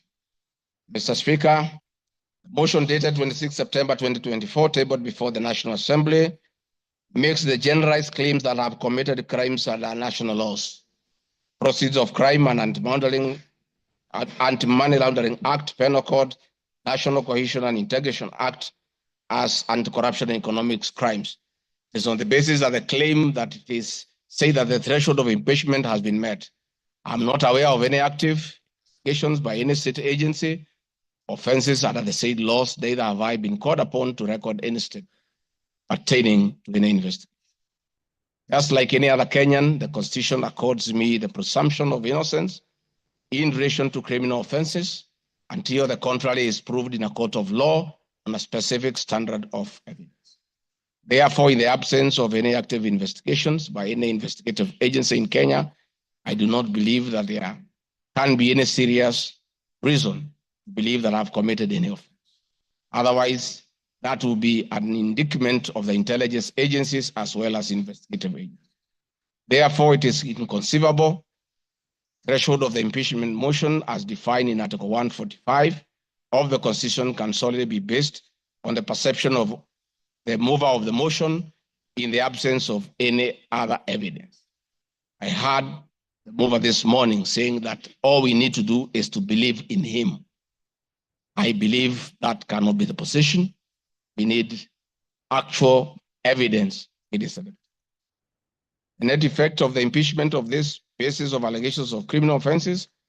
Evidence has not been tried and tested in court of law or by bodies mandated to investigate, would be to disqualify me from the possibility of holding public office in relation to Article 99(3), without the benefit of due process of law and exhaustion of the systems of appeal as provided in the Penal Code. Mr. Speaker, I do not wish to respond to the issues I had this morning that are outside the motion. I want to confirm that I have tremendous respect for Kenyan women, and I have never disrespected them. What has happened is that as politicians, there is always propaganda to undermine somebody. I call upon anybody with evidence that I've ever disrespected that person to come out and provide that evidence. I had my very great friend, the Honorable Faith Getau, say that I disrespect women. Many times I've been to Nyandarua. I've referred to Honorable Faith Getau as Ngatha. Ngatha is a Kikuyu name for a woman of great respect. That I have done countless times is on video. Finally, Honorable Boss Sholei, I heard what you said. Ignored. I heard this morning that you said I should be charged with treason. But my sister, me, I'm a grateful man. I remember, and I'll never forget. During the last administration, when I was arrested on fabricated charges, starting with the President William Ruto against the wish of the government at that time, Gladys Bosholai came and sat with me at DCI headquarters, brought me tea, brought me lunch, sat with me, comforted me. At court, she coordinated the collection of 12.5 billion shillings as my cash bail. She came to see me in Gigiri for 4 days and had very kind words for me. Despite what you have said, my sister, I do remember that one good thing that you did for me. Love you and cherish you for this life. Finally, Mr. Speaker, as I wind up, I want to appeal to this Honorable House to consider the allegations against me by the mover of the motion, weigh it against the attached evidence, weigh it against my defense and the attachments and the videos that I've played in his house. And exercise your mind and exercise your discretion. Search your conscience and decide if Rigathi Gachagua is guilty of any of those allegations or is undergoing a political process. If you are so persuaded and you search your conscience without any intimidation or coercion or inducement, and you think is the right thing to do, please go ahead and do so. If you search your conscience and listen to the issues that have been adduced here, and you find that there are no grounds to impeach the Deputy President of the Republic of Kenya, please make the right decision. But as you do so, many members who are in this house remember what President William Ruto as Deputy President. Most of us stood with him. Rigathi Gachagua underwent 4 years of persecution. Others were persecuted. But we took a firm stand because we believed we were doing the right thing.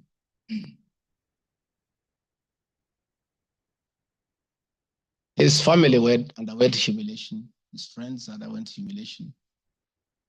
He was a haunted man. And on Liberation Day, he pronounced himself that freedom is here. Again, under the new administration, the same Rigathi Gachagua, who underwent humiliation and persecution, finds himself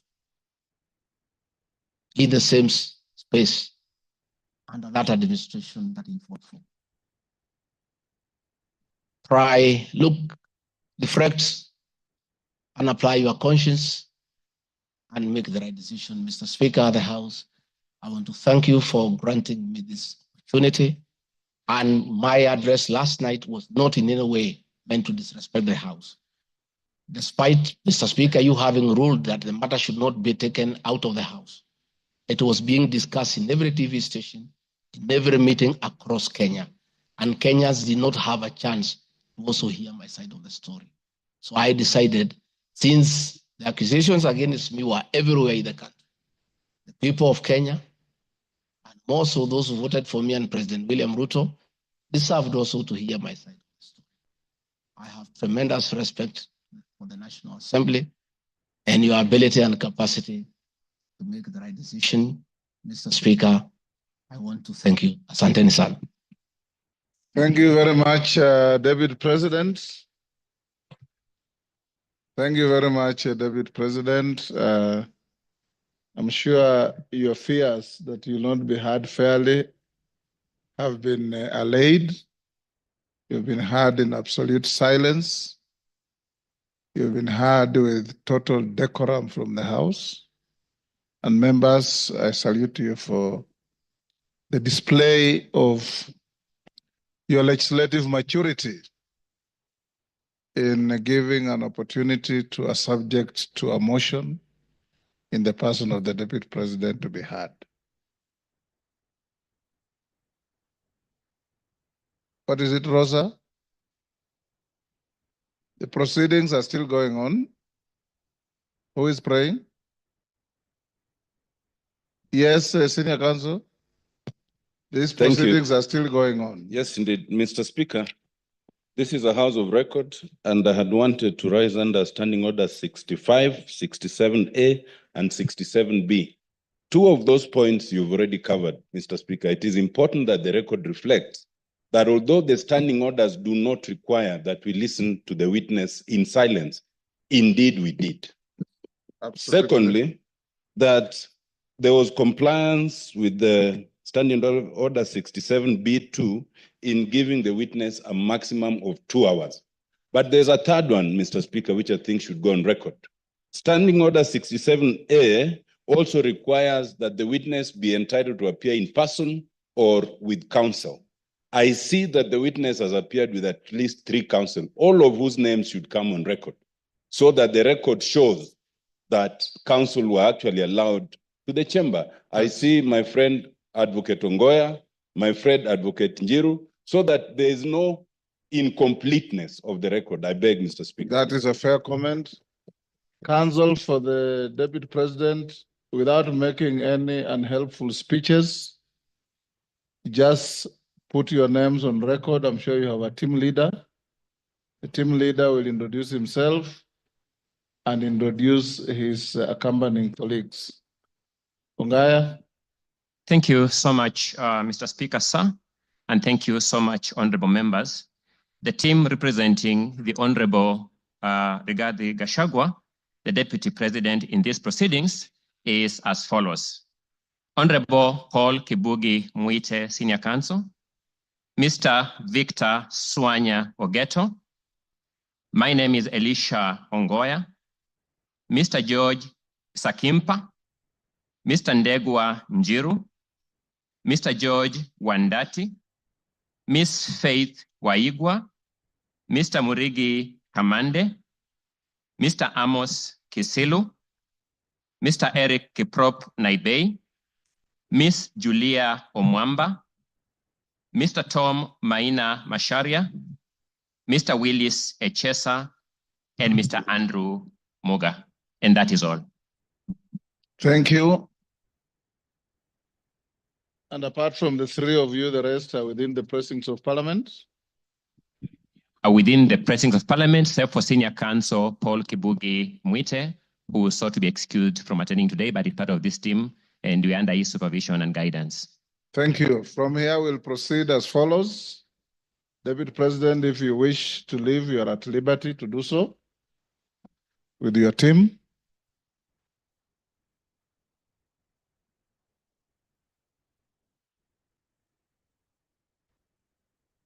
Na mwengi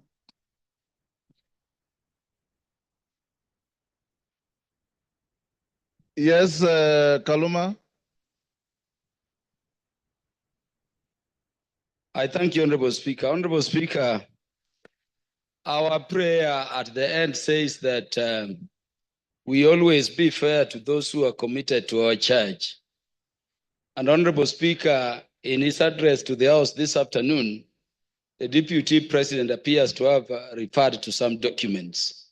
I know we are moving towards the end of this particular session in considering this matter.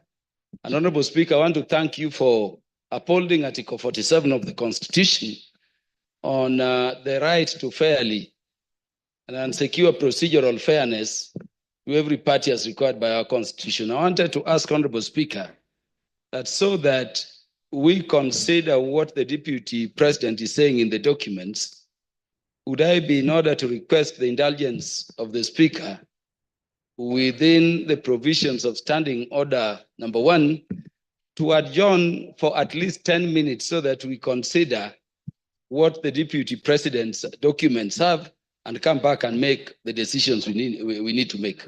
Thank you, Honorable Speaker. The request does not meet my favor. Where is Mutuse? Mutuse, you have 30 minutes to reply before I call the minority leader and the majority leader. Will you exhaust your 30 minutes or you want to share out to anybody? I got an indication that you wanted to share 10 minutes to Kaluma. Pardon?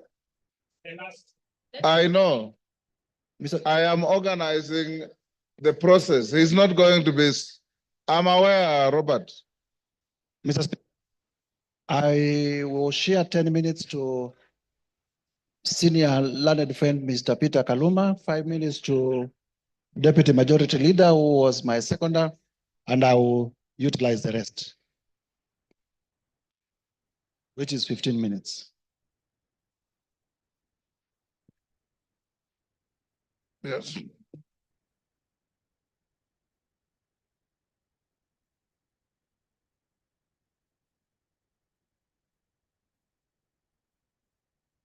Honorable Mutuse,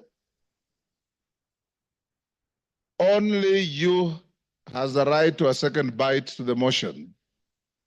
Your seconder has no right to a second bite. So if you have extra minutes, as I call the minority and majority leader, Kaluma will have 10 minutes if you want to donate to anybody else, but not Owen Buyer. Minority leader, now it's your time. You have 15 minutes. Mr. Speaker. Mr. Speaker, thank you for according me this opportunity. From the onset, Honorable Speaker, the minority supports the motion on removal from office by impeachment of Honorable Rigathi Gachagua because, Mr. Speaker, he is unfit to hold office. In Kenya, and yesterday it was clear to all Kenyans to see for themselves the danger this country is in, Mr. Speaker.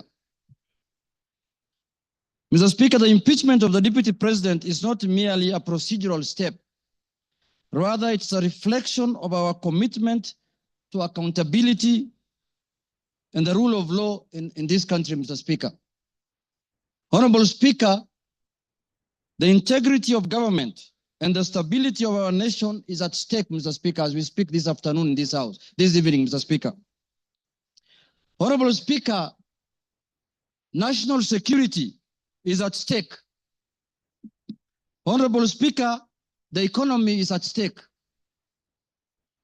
Honorable Speaker, the DP, since he assumed office, we have witnessed nothing but abuse of power, discrimination against communities, insubordination, disregard for the two levels of government, corruption, bullying, and many other actions that undermine the rule of law, Mr. Speaker, as well as actions that are unethical, illegal, and that severely breach public trust as contained in the motion by Honorable Mwenge Mutuse, Mr. Speaker. Mr. Speaker. Honorable Speaker, in supporting the removal of the Deputy President from office, we are rejecting the invitation by Honorable Rigathi Gachagua to accept tribal bigotry, Mr. Speaker, skilled resource allocation, and the exploitation and domination of minorities as fait accompli in Kenya, Mr. Speaker. Mr. Speaker, before I move forward, or before I go on with what I wanted to say on the motion, Mr. Speaker, I would like to take this chance first to respond to some of the issues that he has raised in the House a few minutes ago, or his responses, Mr. Speaker. In the first place, his response has came very late in the day to the House, Mr. Speaker. He tabled his response at 4 p.m. in the evening today, Mr. Speaker, and he should have done it either yesterday evening or this morning, Mr. Speaker, so that the House can get enough time to peruse what he has said, Mr. Speaker. Mr. Speaker, one of the grounds that is being accused of Mr. Rigathi Gachagua for impeachment, Mr. Speaker, is the issue of what he calls shareholding, Mr. Speaker. He has said Kenya is a company with shareholding. But in his response, he comes here and tells the House that he did not mean that. What he meant is that he was talking about political parties, Mr. Speaker, and listed the political parties that have formed coalitions within Kenya Kwanza, Mr. Speaker, including Ford Kenya, ANC, PA, and all other parties that have formed what is called the Kenya Kwanza coalition, Mr. Speaker. Mr. Speaker, I want to contradict what he said by saying that political parties are national in nature. Ford Kenya is a national party. ANC is a national party.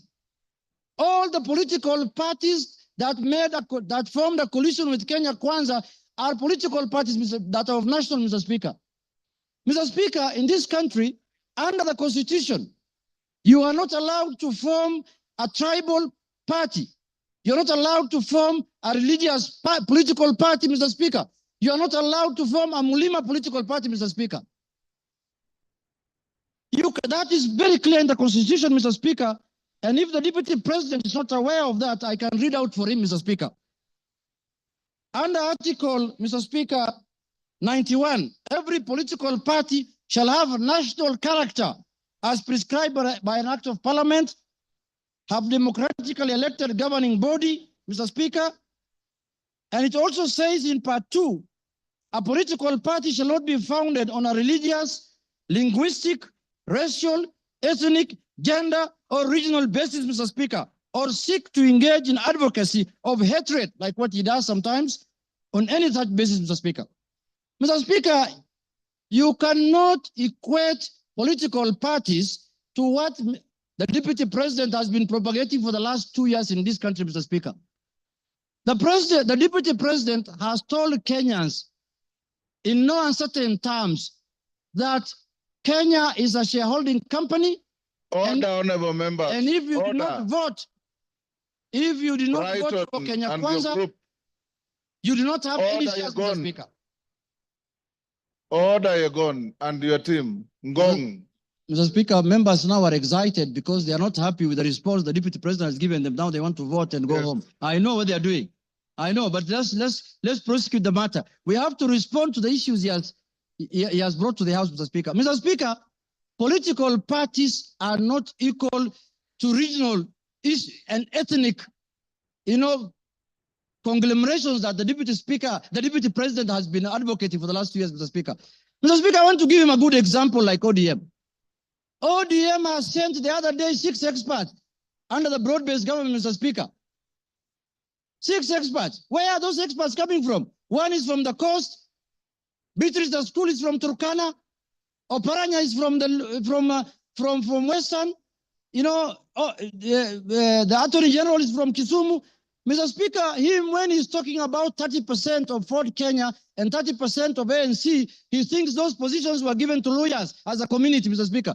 When Ford Kenya is a national party, those positions belong to members of Ford Kenya who are in Mombasa, who are in Migori, who are in Kakamega, who are in Bungoma, who are in Eldoret.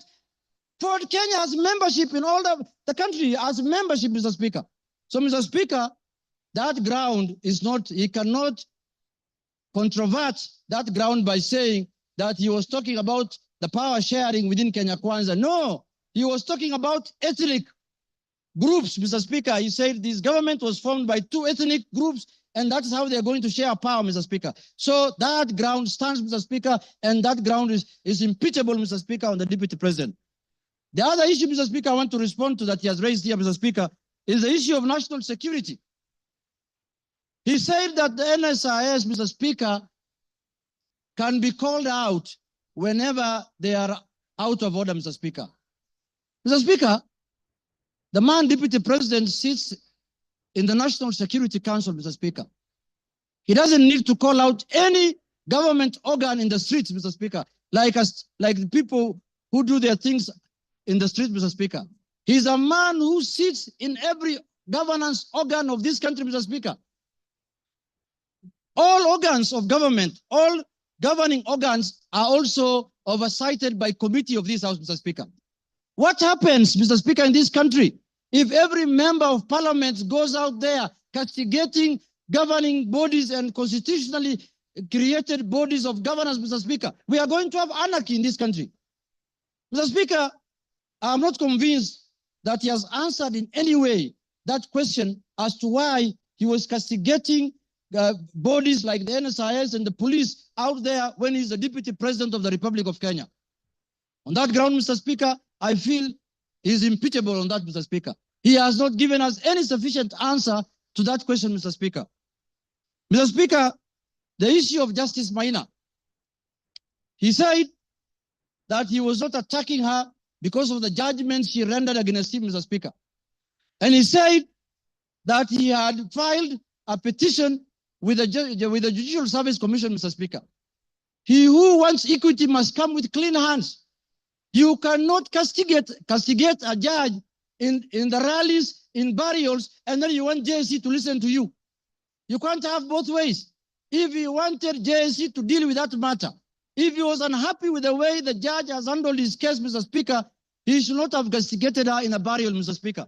He should not have talked about her in a very demeaning manner, Mr. Speaker. He should have kept his cool and filed his petition with the Judicial Service Commission, Mr. Speaker. On that account, Mr. Speaker, he has failed the leadership and integrity, Mr. Speaker, under the Integrity Act, Mr. Speaker, and on that account, he's impeachable, Mr. Speaker. My last point, Mr. Speaker, is the issue of the renovation of his house in Karen, or the official residence of the Deputy President Karen, Mr. Speaker.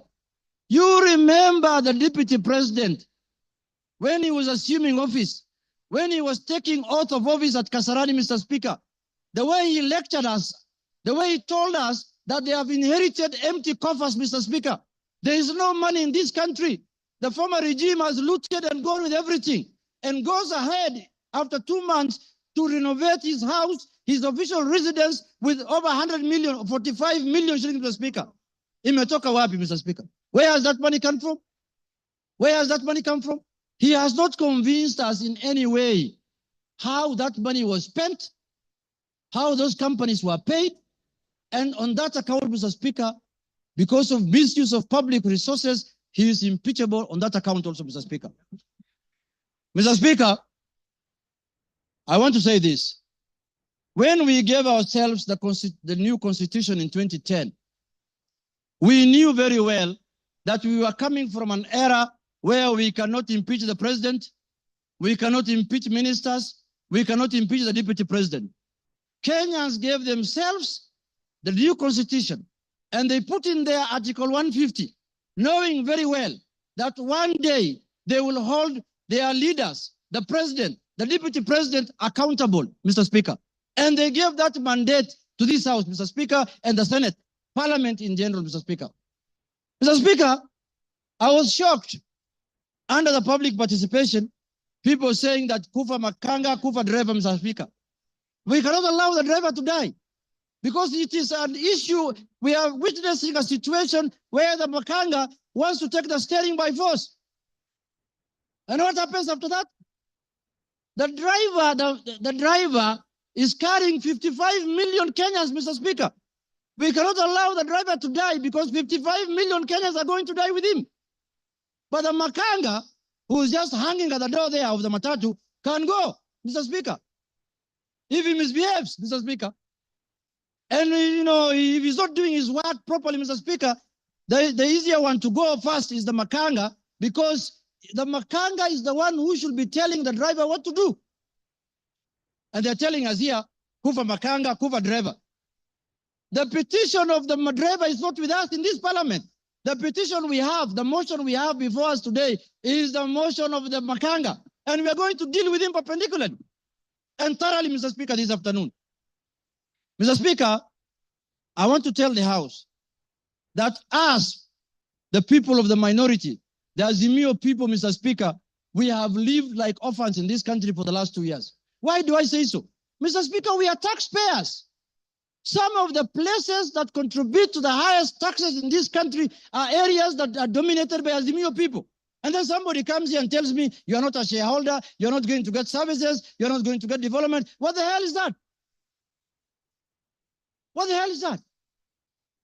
Does the taxes that are paid by the Azimio people count for nothing, Mr. Speaker? And it is coming from the high office of the Deputy President of the Republic of Kenya, Mr. Speaker. Mr. Speaker, this is the time we are going to correct this thing so that it never happens again, so that we don't have another Deputy President who comes later. Because when we impeach this one, another one is going to be appointed. This is a lesson to the next one, that if you misbehave, we will just take you through this gullet, Mr. Speaker. Mr. Speaker, I want to conclude by saying this. Let us not personalize offices. We don't have any ill will. We don't have any bad faith. We don't have anything that we are holding against the persona of Geoffrey Rigathi Gachagua, Mr. Speaker. We are dealing with the office of the Deputy President currently occupied by one Geoffrey Rigathi Gachagua, Mr. Speaker. The office holder. And let us not personalize. The office does not belong to him, does not belong to anybody. This is a constitutional office, and the Constitution has prescribed how to deal with you when you misbehave in that office, Mr. Speaker. So, Mr. Speaker, for Kenya to become cohesive, Rigathi must do what?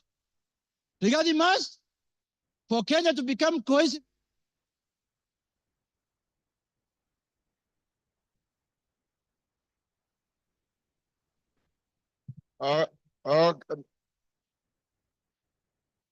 Okay, give him 1 minute. Mr. Speaker. Give him 1 minute. Mr. Speaker, I was telling members, for Kenya to unite, Rigathi must, for Kenya to prosper, Rigathi must, for Kenya to have unity, Rigathi must, for shareholding to end in Kenya, Rigathi must, for us to have a peaceful country, Rigathi must. Thank you very much. That is the mood, and that is what we are going to do. Thank you, Kimani Ichung'wah.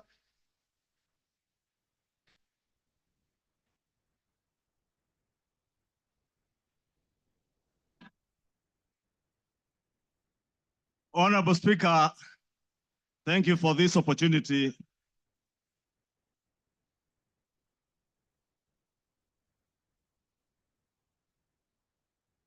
Honorable Ekomas Mutuse, the member for Kibwezi West, approached me with the impeachment motion. Honorable Speaker, I took some time not just to go through the grounds that he had stipulated for the impeachment of the Deputy President, but also to reflect on what Honorable Mutuse was asking me, not just as a member of parliament for Kikuyu and leader of majority party in this house to do, but also took time to reflect and ask the Almighty God to guide me and give me wisdom to do the right thing. Honorable Speaker, I pray to God that the Almighty God may give me wisdom to do that which is right. And not just what is right, Honorable Speaker, but also what is just. Just to the outgoing Deputy President of the Republic of Kenya, but also just, more importantly, just to the people of Kenya who turned out in their numbers in 2022 to vote in a government that they believed would create cohesion and unity and offer them opportunities to excel and prosper as a people. Honorable Speaker, as I prayed for wisdom, I was also conscious that what is right is not always easy. And what is right is not always popular.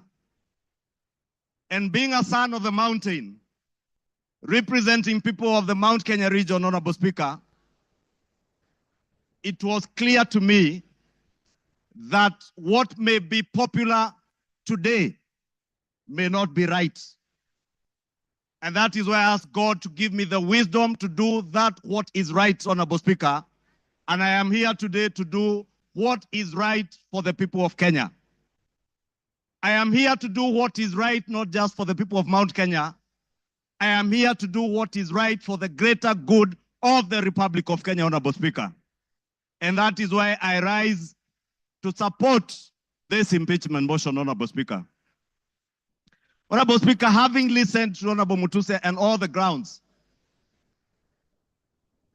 and having looked at the Constitution, Honorable Speaker, and I would beg for us to look at Article 150 on the removal of a deputy president, the reasons as to why you may remove a deputy president from office. The first one is on the ground of physical or mental incapacity to perform the functions of that office. We have no capacity to determine the physical and mental capacity of the deputy president, Rigathi Gachagua. But on impeachment as a second ground, the first ground is on the ground of a gross violation of a provision of this constitution or any other law. The question that begs is whether one Rigathi Geoffrey Gachagua has contravened or has grossly violated one provision of our constitution. And I think the Honorable Ekomas Mutuse was able to demonstrate this morning that Rigathi Gachagua has violated not one, but over 8 provisions of our constitution, which I agree with the Honorable Mutuse. And for that reason, Rigathi Gachagua ought and must be impeached today. The second ground, Honorable Speaker, is where there are serious reasons. And Senior Counsel Otiende Amolo went to great length this morning to explain what serious, when you believe there are serious reasons that the Deputy President has committed a crime under national or international law. Honorable Speaker, behind the veneer of humility that you have seen here this evening, behind the veneer of humility that Kenyans saw on national TVs on Sunday, pretending to apologize, is a dark face of violence, is a dark face, Honorable Speaker, that is a great danger to our nationhood, a great danger to the unity of our republic, Honorable Speaker, a danger to the cohesive existence of our nation as we see it today, Honorable Speaker. On the first ground, Honorable Speaker, on the remark of Serikali ni kampuni, it pains me, Honorable Speaker, as I say, not just as leader of majority, but as a member of parliament of Kikuyu constituency, and also as a son of the mountain, where I come from. That, Honorable Speaker, today, the community I come from is being depicted as a community that is entitled and privileged. We are a community, Honorable Speaker, that has love for other Kenyans and other communities in our republic. We are a community that is known for our hard work and resilience, not for entitlement. We are a community that is peace-loving and that believes in the unity of one indivisible nation and Republic of Kenya. Rigathi Gachagua does not believe in an indivisible country. He believes in parochial, selfish, regional, and sectarian interests. And for that reason, Honorable Speaker, we ought and we should impeach the Honorable Rigathi Gachagua. Honorable Speaker, we need to ask ourselves as honorable members of parliament, who took an oath of office, Honorable Speaker, and we swore in the name of the Almighty God that we would obey, respect, uphold, protect, and defend this Constitution.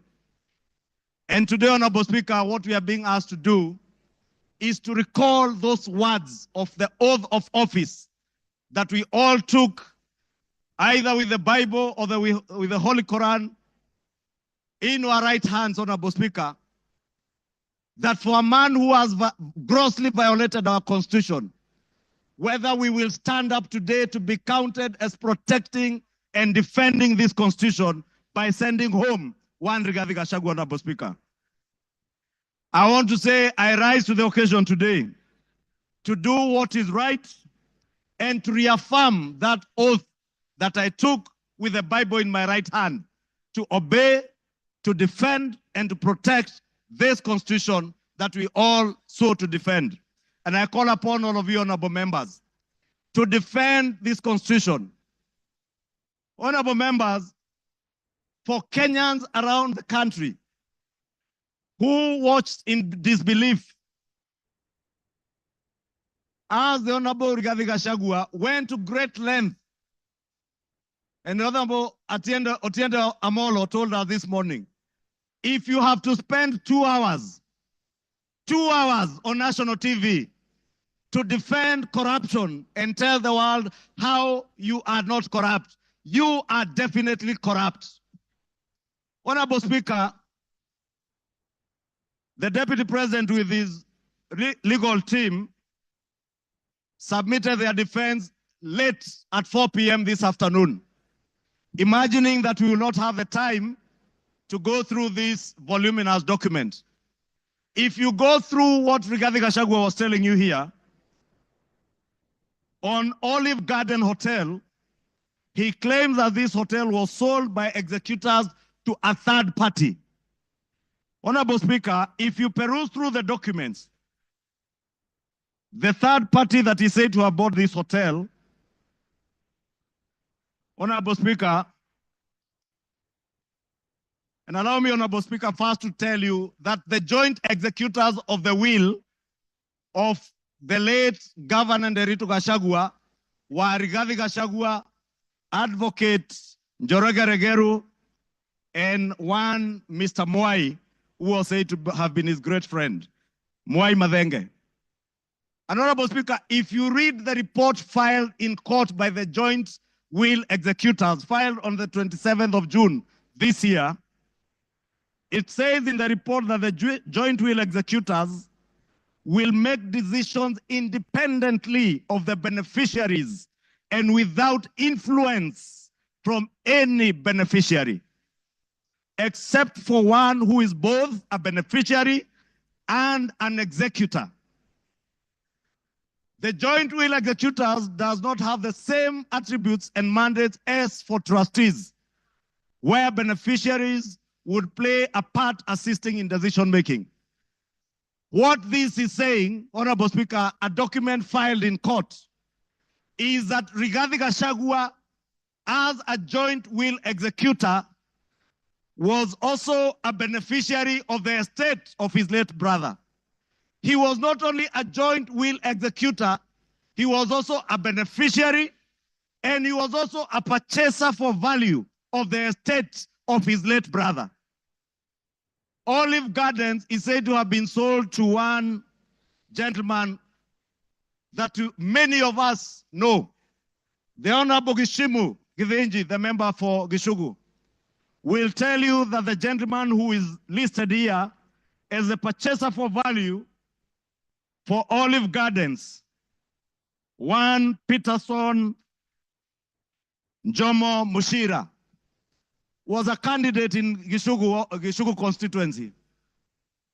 He is a direct proxy of one Rigathi Geoffrey Gachagua. And Honorable Speaker, I must confess, and I am sorry to my friend Peterson because I know him. I just called him this afternoon when I saw this document, and I asked him whether TM Civil Engineering Limited is his company, and he confirmed to me it is indeed his company. I therefore want to tell you Olive Gardens was purchased through the proxy of Peterson Jomo Mushira with 0 shares and TM Civil Engineering Limited with 6,000 shares. Those who have visited the Annex House, the office of the Deputy President, know this Jomo is a permanent fixture in the office of the Deputy President, and therefore his direct proxy.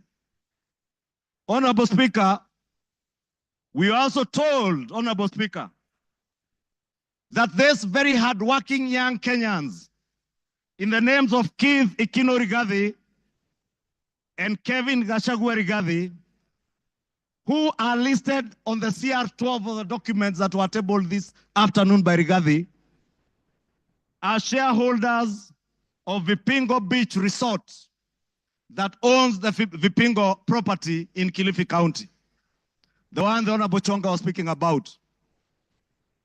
Rigathi Gachagua told Kenyans on national TV that this property is still owned by the family and therefore is still part of the estate. Keith Ikino and Kevin Gachagua, his sons, were not joint will executors of the estate of Nderitu Gachagua. And the owners who are listed on this CR12 is Keith Ikino Rigathi, Kevin Gachagua Rigathi, and the estate of the deceased James Nderitu Gachagua. It is a rather ingenious way of trying to hide behind the estate of his late brother. And how shameful, Honorable Speaker, that the Deputy President of the Republic of Kenya would hide behind the veil of the estate of his late brother to disguise what is outright proceeds of crime, because he is the purchaser of this property, and that is why his two sons are listed as directors and shareholders of Vipingo Beach Resort.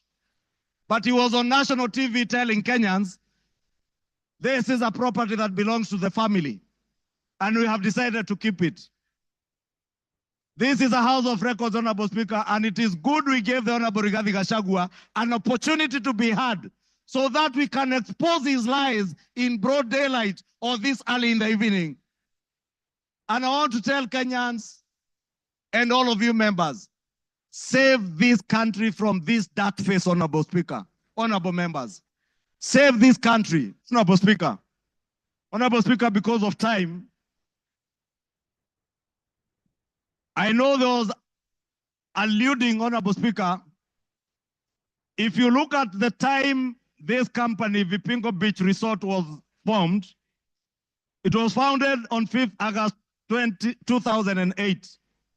I would guess if Keith Gachagua is 31 years old today, at the time this company was registered, he was only 15 years old or 14 years old. He cannot have been listed as a director.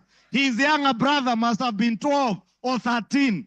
For heaven's sake, Deputy President, give some credit. Honorable Speaker, we also had the issue of shareholding, Honorable Speaker.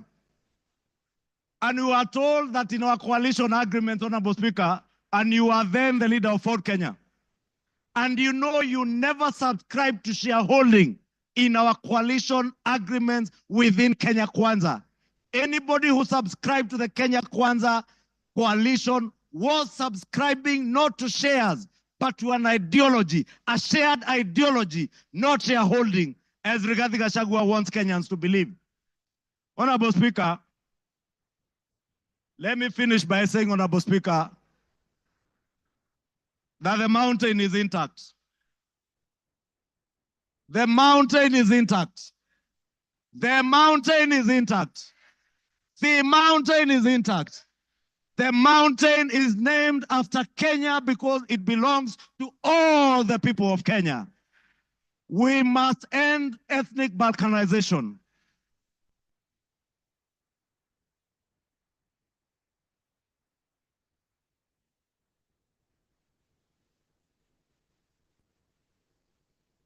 Give him another 2-3 minutes. Honorable Speaker, I was saying to conclude, to end the balkanization of our country into ethnic fiefdoms under the control of warlords, we must send Rigathi Gachagua home today. To end divisive politics in our country, Rigathi must, to end the culture of impunity, conflict of interest, abuse of office, state capture, and corruption in high office. Rigathi must, for accountability, for there to be integrity in the political governance of our country. Rigathi Gachagua must. For leaders in high office to bear policy and political responsibility, Rigathi Gachagua must. For national unity, for the fight against graft to bear fruit, for peace and prosperity of our nation as one indivisible whole, one nation under one flag, one people who love their country, who love peace, who want to see a cohesive and working government serving them. Rigathi must. Rigathi must. I submit Rigathi must go. Thank you. Order. Honorable members, order. The honorable mover has donated his time as follows. Charles Nguna, CNN, you'll start with 2 minutes. Omboko Milemba will follow with 3 minutes. Peter Kaluma will follow with 10 minutes, and then he himself 15 minutes. So CNN, Charles Nguna. Thank you, Mr. Speaker. Mr. Speaker, let me thank the Kenyans who just expressed their views during public participation on this matter, Mr. Speaker. And to add this, I keenly followed and listened to the Deputy President yesterday, His Excellency. And Mr. Speaker, based on all what is said, we saw a lot of differences, rift, contradictions, divisions, which are totally eminent we are going to have in future, Mr. Speaker. Mr. Speaker, it is inevitable that we are going to have battleground between His Excellency, the DP, and His Excellency, the President. And when the bulls fight, Mr. Speaker, grass suffers, Mr. Speaker. And that's why I'm saying that if we continue keeping one of them with the office, Mr. Speaker, Kenyans are going to suffer most, Mr. Speaker. And based on my wisdom for prosperity and also for development, for what we call prosperity and patriotism, and for us to live in a amicable manner and peaceful manner, Mr. Speaker, we have to separate the two bulls, Mr. Speaker. And the motion today, it is for Rigathi to go, not for William Samoei Ruto. With those few remarks, Mr. Speaker, I support. Omboko Milemba. Honorable Speaker, there's a question which makes me stand to speak on. And I want Kenyans and possibly the members who can listen to me to realize that one issue that has not been answered consistently is the question of chairs. Yesterday, I listened to the Deputy President and today also. Whenever he's asked about chairs, Honorable Members, can we reduce our levels of conversation? Thank you, Honorable Speaker. Whenever he's asked about the issue of chairs, he picks ANC party agreement and Ford Kenya party agreement. And instead of answering that question, he hides in it. Finally, Honorable Speaker, I'm now holding the reply by Honorable Gachagua, and on page 333, the agreement is annexed. And I want to demonstrate to this parliament that what you have been told was wrong. Because that agreement does not talk about just power sharing for a region. He has avoided intentionally to read the entire paragraph, which says that the sharing of the political parties will also depending further on the need to achieve an inclusive government that reflects the faith of Kenya, including the need to accommodate the representation of any future member party and all regions of Kenya. He avoided to read that and therefore gives an impression that there was a power sharing agreement which only confined ANC party to Western only, when ANC party is a national party. Look at this, Honorable Speaker. The only member of the ANC party we nominated was Honorable Dana Hamisi, who comes from Kwale and not Western. So this is an issue which has not been tackled. Two, he is unable to deal with Senior Counsel Tenda Molo's assertion in the morning that how would you elevate the agreements of a political party beyond the constitution of Kenya? It's very important that as you make your decision, you get that this was a false lie. Finally, Honorable Speaker, in all this, we have seen all the techniques of card stacking, of propaganda, which include card stacking, emotional appeal, branding, and that's why we have seen the name of the president being dragged in this matter today. I think the motion on the floor is for the makanga, it's not for the driver. Thank you, Honorable Speaker. I support. I have been advised by the mover that Lillian Kogo will take 2 minutes and Kaluma 8 minutes instead of 10. Lillian Kogo. I thank you so much, Honorable Speaker. And I want to thank all the members who have contributed to this motion. I rise to support. I had not given my voice to it, but Honorable Speaker, as you were speaking earlier, Honorable Speaker, I believe the Honorable Deputy President of the Republic of Kenya was following the proceedings of this House. And one of the matters, Honorable Speaker, that came out so clearly, Honorable Speaker, was the insult on women, Honorable Speaker. Women form a substantive position in this country's national development, Honorable Speaker. And Honorable Speaker, I expected that when the Deputy President came to this House, he was going to address this matter on a special way, Honorable Speaker. But I did not listen. I did not hear him. I did not hear the Deputy Speaker say when, where, how. The Deputy President, sorry. I did not hear the Deputy President, one Honorable Rigathi Gachagua, answer to the question of saying that one noble member of this House, the Honorable Jemachia, is a Malaya, Honorable Speaker. It concerns me, and I wanted the Honorable Rigathi Gachagua to tell this House where, how, when, who witnessed him sleep with one Jemachia and how he felt. We wanted to know, because we are not going to allow women to be used with derogatory language moving forward, Honorable Speaker. It is nobody's choice to be a Malaya. These are mothers.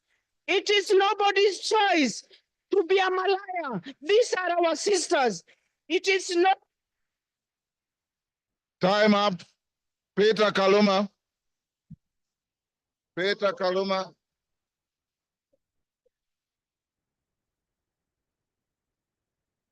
Peter Kaluma. Honorable members. I thank you.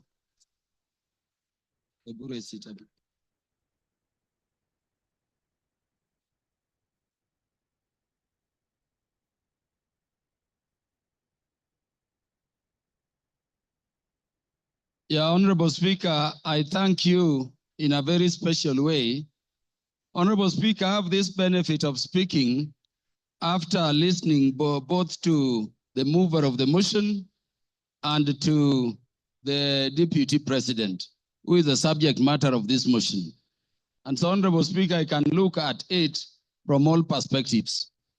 Honorable Speaker, allow me to start by saying that I listened to the Deputy President, as I did to Honorable Mutuse, with the mind of a lawyer, looking at how the grounds have been addressed their particulars and how they have been addressed by the two respective parties. And Honorable Speaker, let me begin by saying that I don't know what happened, but we had Honorable Mutuse presented before this assembly a motion seeking to impeach the deputy president on up to 11 grounds. And Honorable Speaker, I don't know whether it is by act of omission or commission, or it is just the nature of some people. The deputy president focused on those matters concerning property, money, integrity, procurement, forgetting the most fundamental issues. And I want to say that even when he addressed those money issues, there are very patent gaps going to constitutional violations which are stated in the motion to be gross.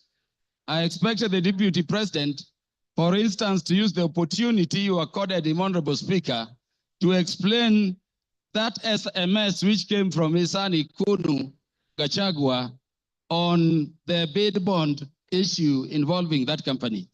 No mention of that at all. Honorable Speaker, before I go to the matters I want to address in substance, let me thank you, the Honorable Speaker of the National Assembly, for ensuring that the process this House is going through has been very fair. And in doing so, Honorable Speaker, for according and upholding and protecting the provisions of Article 47 of the Constitution. I hear people still saying that the courts will intervene. But I'm thanking you for this, Honorable Speaker, because the only time the courts intervene is if we have not secured a party procedural fairness. This motion was advertised across the country for the participation of Kenyans. And Honorable Speaker, allow me to reiterate this short data in 1 minute. 146,429 Kenyans said that the deputy president should be impeached. And that, Honorable Speaker, constitutes 65.11% of the people of Kenyans. 76,026 of Kenyans said the deputy president should not be impeached, coming to 33.8% of those Kenyans. Honorable Speaker, 2,452 Kenyans said Kufa Makanga, Kufa Dereva, and those other things. And there are the others. And Honorable Speaker, in terms of our constituency, which is Homa Bay Town constituency, 1,080 Kenyans whom I represent said the deputy president should be impeached. And Honorable Speaker, that constitutes 89.81% of the population of the people of Homa Bay who are duly notified. 54 Kenyans in Homa Bay Town constituency, constituting 5%, said the deputy president should not be impeached. And then 56, which is another percentage there, said other things, including Kufa driver, Kufa Makanga. Honorable Speaker, let me clarify this other issue also. That the courts have persistently and consistently said that public participation must be meaningful. If public participation should be meaningful, and Honorable Speaker, you made it so open at the county headquarters involving all constituencies, and then all constituency offices remained open on that day, and you notified it to the public, Honorable Speaker, following that order of court, then really there is nothing much for us to continue debating here. If public participation is to be meaningful, then the Kenyans have spoken. And as their representatives, we can only give meaning to what they say during public participation by securing what they have said, which is that the deputy president should be impeached. Honorable Speaker, because I'm running fast, let me say that this constitution has been termed a living document. And Honorable Speaker, if you look at ground one, people take it lightly. But Honorable Speaker, the idea of the unity of our nation has been the one thing which has been disturbing the people of Kenya in terms of being a nation for very long. Honorable Speaker, allow me to read the preamble of the Constitution. And this is what it says. We, the people of Kenya, proud of our ethnic, cultural, and religious diversity, and determined to live in peace and unity as one indivisible sovereign nation. When the Kenyans were making this constitution, they identified the need for unity as one people, as one thing they had to deal with. Honorable Speaker, I request the members to look at Article 4, Sub-Article 2 of the Constitution.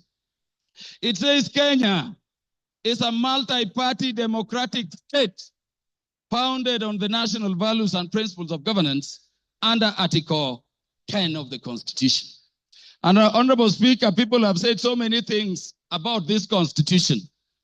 But let me say today, before this House, Honorable Speaker, that Article 10 of the Constitution, if this spirit has a soul, if this Constitution has a spirit, then you can only find it in Article 10 of the Constitution.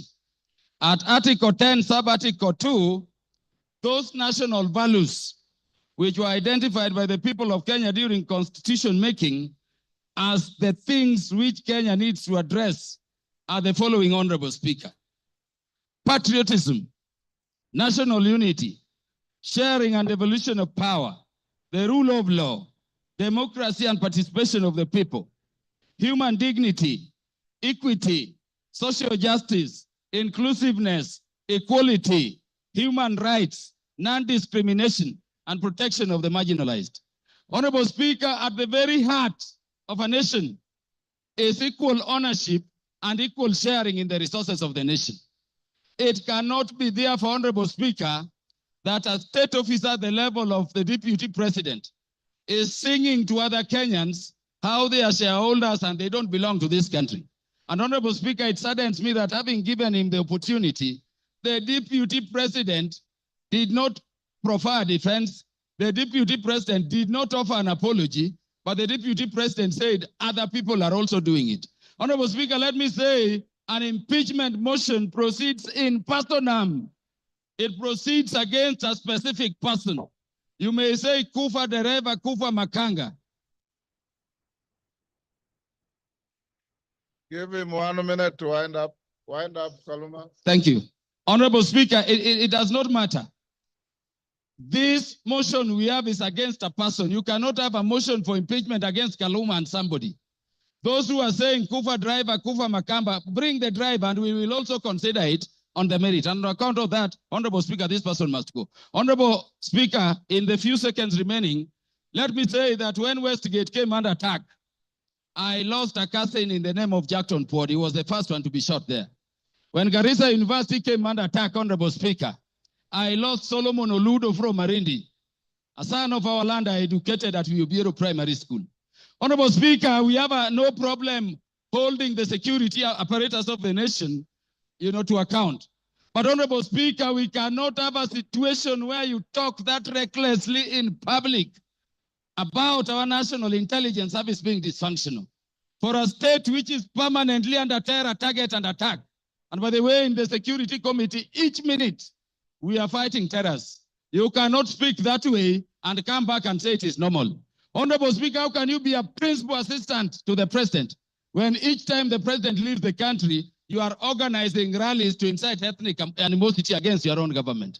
Honorable Speaker, how can you be a principal assistant to His Excellency the President when the President is having a press conference in Nairobi and you are having a separate one instead of standing with him to calm the nation from Mombasa to say that the President, in fact, there is a problem and is a dysfunction in government? Time up, Mutuse. You have 15 minutes. Very good. Thank you, Mr. Speaker. Thank you, Mr. Speaker. Before I begin my reply to the motion, please allow me to table additional documents, being a newspaper advert that was placed by His Excellency the Deputy President in today's newspapers, and also the video recording of his speech yesterday, because they are material to these proceedings. Go ahead. Request granted.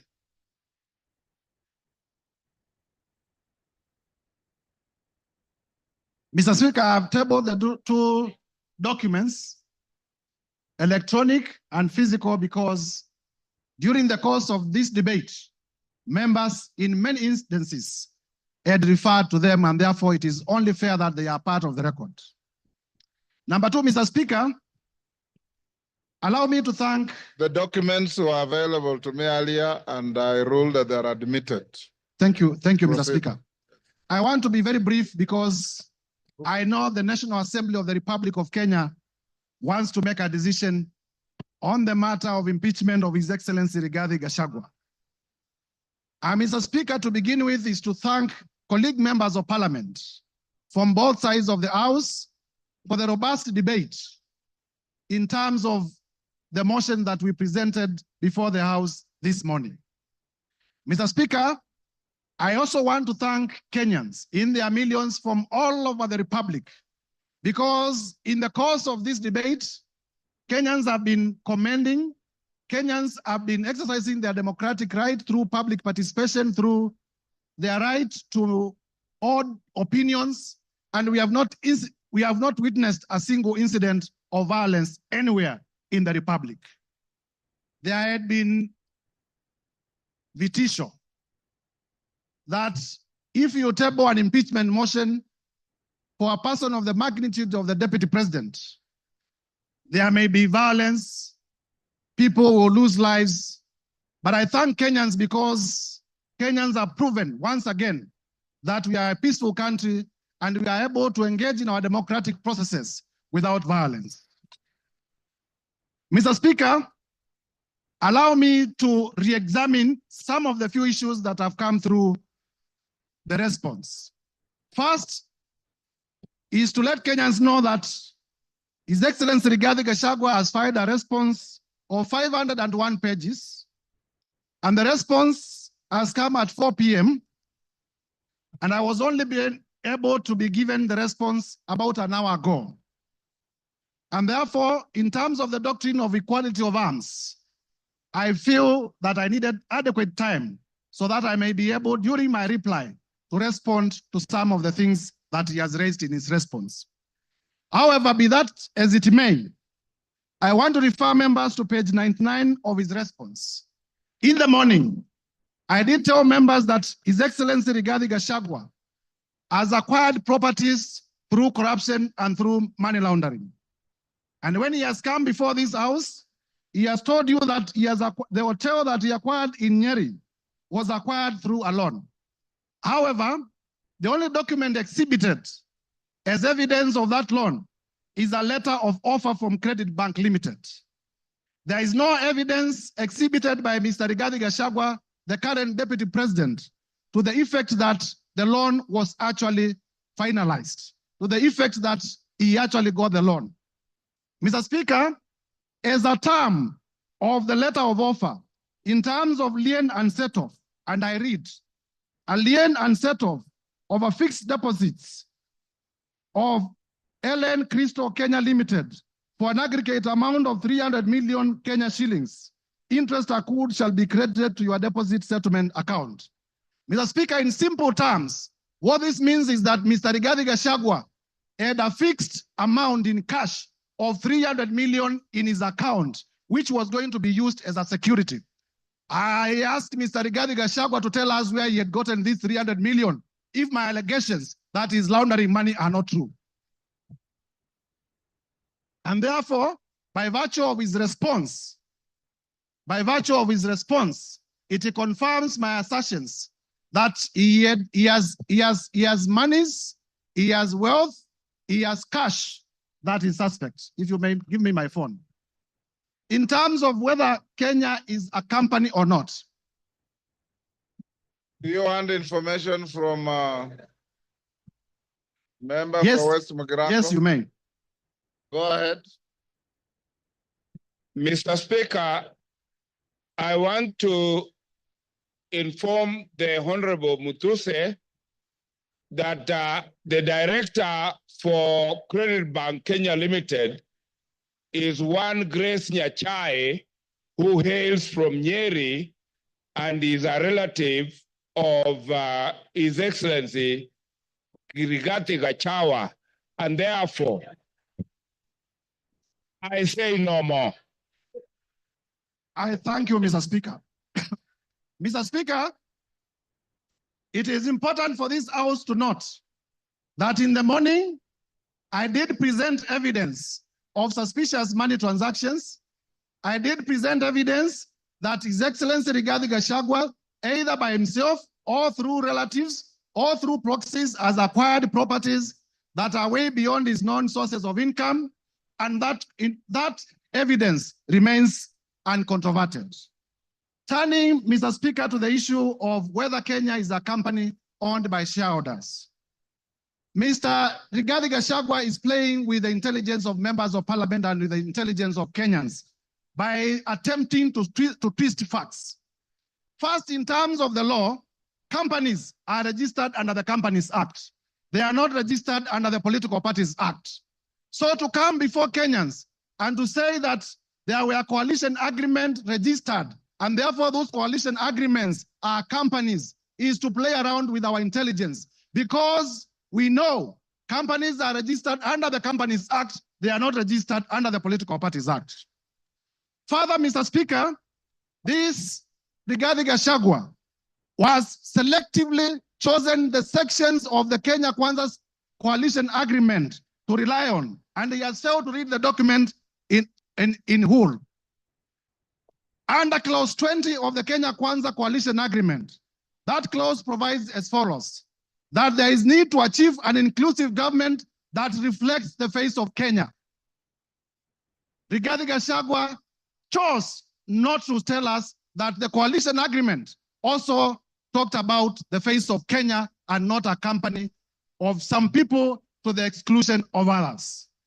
Clause 6 of the Kenya Kwanza coalition agreement provides for respect for constitutionalism.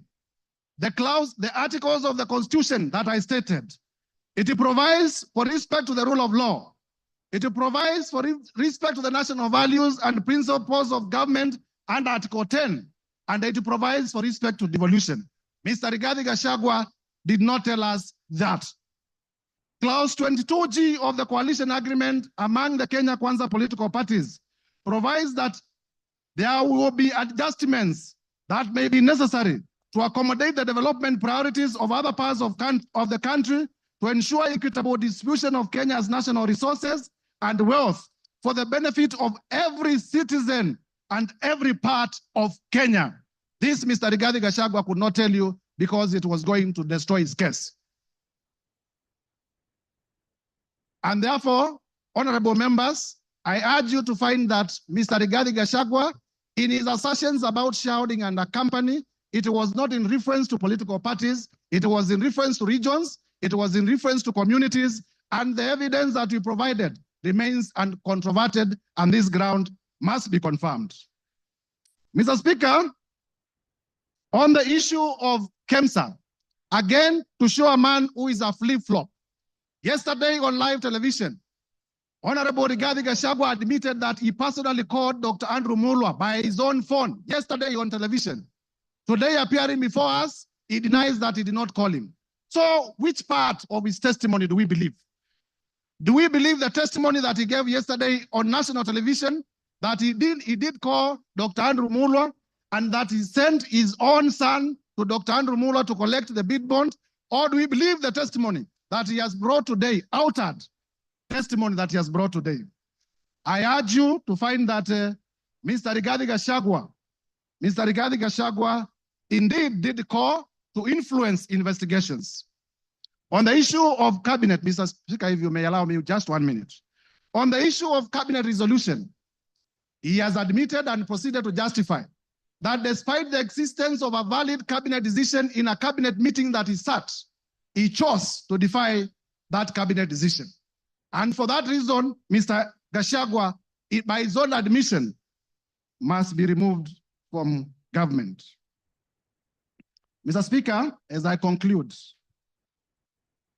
This is the National Assembly of the Republic of Kenya.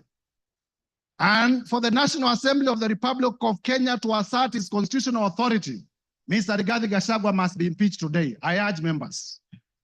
Mr. Rigathi Gachagua, we have heard from members here, has made inflammatory remarks against the women of the Republic. For the respect of the women of the Republic of Kenya, Mr. Rigathi Gachagua must be impeached today.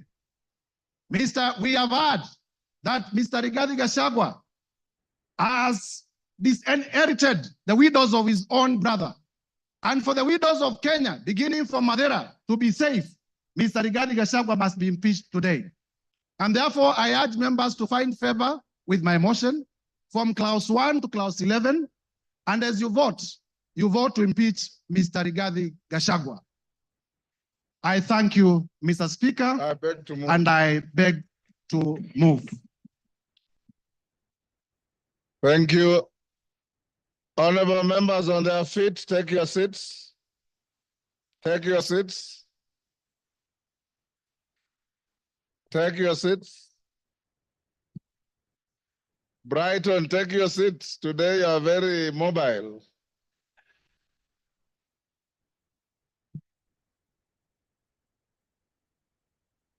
Honorable members, order. Honorable members, Honorable Jeho, take your seats. Honorable members, we are coming to the end of this motion. And before I put the question, this is one motion where there is no voice vote. We'll go straight into division. So there are no ayes have it at the putting of the question. The House Business Committee yesterday deliberated on the manner of voting, and it was unanimously agreed that there will be a roll call vote. There will be a roll call vote. That being the case, we should be done, if we are orderly, we should be done in the next 30 minutes to 40 minutes, maximum 1 hour. When we start voting, order. When we start voting, I'll instruct the clerk and the teller, having conducted yourselves exemplarily well, any member who precedes his or her vote with a preamble or a speech or a statement will be a spoiled vote. Once you are called, order. The vote is simply yes or no. Time for speeches have extinguished in the debate. I now put the question. Of course, there are always 3. Yes, no, abstention. Order, member for West Mugirango. There's nothing out of order. Honorable members, I now put the question, which is that pursuant to the provisions of Articles 145 and 151B and 2 of the Constitution and Standing Order 64 and 65, this House resolves to remove from office by impeachment His Excellency Honorable Rigathi Gachagua, EGH, the Deputy President of the Republic of Kenya, on the following grounds. 1, gross violation of Articles 10(2)A and B and C, 27(4), 73(1)A, 2 and B, 75(1)C, 129(2) of the Constitution, and Article 147(1) as read together with Article 131(2)C and D of the Constitution. 2, gross violation of Articles 147(1) and 152(1) of the Constitution by undermining the President and the Cabinet and the effective discharge of the national government executive mandate. 3, gross violation of Articles 6.2, 10.2a, 174, 186.1, 189.1, and the 4th schedule to the Constitution by undermining devolution. 4, gross violation of Article 161 of the Constitution on the institutional and decisional independence of judges. 5, gross violation of Articles 3.1 and 148.5a of the Constitution on the fidelity to the oath of office and allegiance. 6, serious reasons to believe that His Excellency the Deputy President has committed crimes under sections 13.1a and 62 of the National Cohesion and Integration Act. 7, serious reasons to believe that His Excellency the Deputy President has committed gross economic crimes under sections 45.1, 46, 47A3, and 48.1 of the Anti-Corruption and Economic Crimes Act and sections 2, 3, 4, and 7 of the Proceeds of Crime and Anti-Money Laundering Act. 8, serious reasons to believe that His Excellency the Deputy President has committed crimes by continuously misleading members of the public through false, malicious, divisive, and insightful remarks that are contrary to the provisions of Section 132 of the Penal Code and Section 29 of the Leadership and Integrity Act. 9, gross misconduct that is incompatible with the high calling and dignified status of the office of the Deputy President, a member of the Cabinet and the National Security Council. His Excellency the Deputy President has publicly attacked and undermined the work of the National Intelligence Service and its officers. 10, gross misconduct by openly or publicly insubordinating the President, who is the head of state and government. And 11, gross misconduct by persistently bullying state and public officers. I now direct that the division bell be rung for 5 minutes. Then thereafter, we will go into voting process. As we do so, can the whips give us, yes, Jeanette? Speaker, I propose that only the whips should be allowed to go out of the chamber, Mr. Speaker. The rest should remain seated. Yeah. Only the whips should be allowed to go out, Mr. Speaker. The rest of the members can sit and hold their things on the. That's the rule. That's the.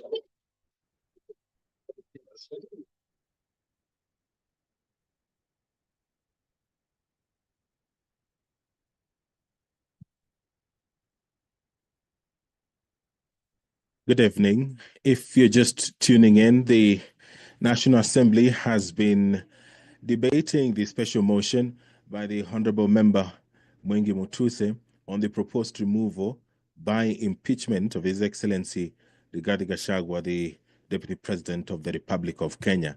The Honorable Member in the special motion did advance 11 accusations against the Deputy President, and among them is gross violation of Articles 10, Subarticle 2A, B, and C, Article 27, Subarticle 4, Article 73, Subarticle 1A, Article 2B, Article 75, 1C, Article 129, Subarticle 2 of the Constitution, and Article 147, Subarticle 1, as read together with Article 131, Subarticle 2C and D of the Constitution, that the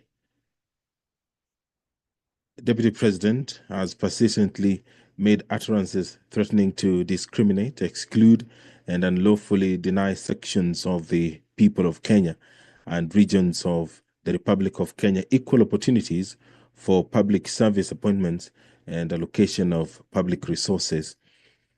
Another charge is that the Deputy President has made unilateral public statements inconsistent with policy positions collectively adopted by the government and contradicted the President on critical matters of governance and the exercise of the President's functions as a symbol of national unity.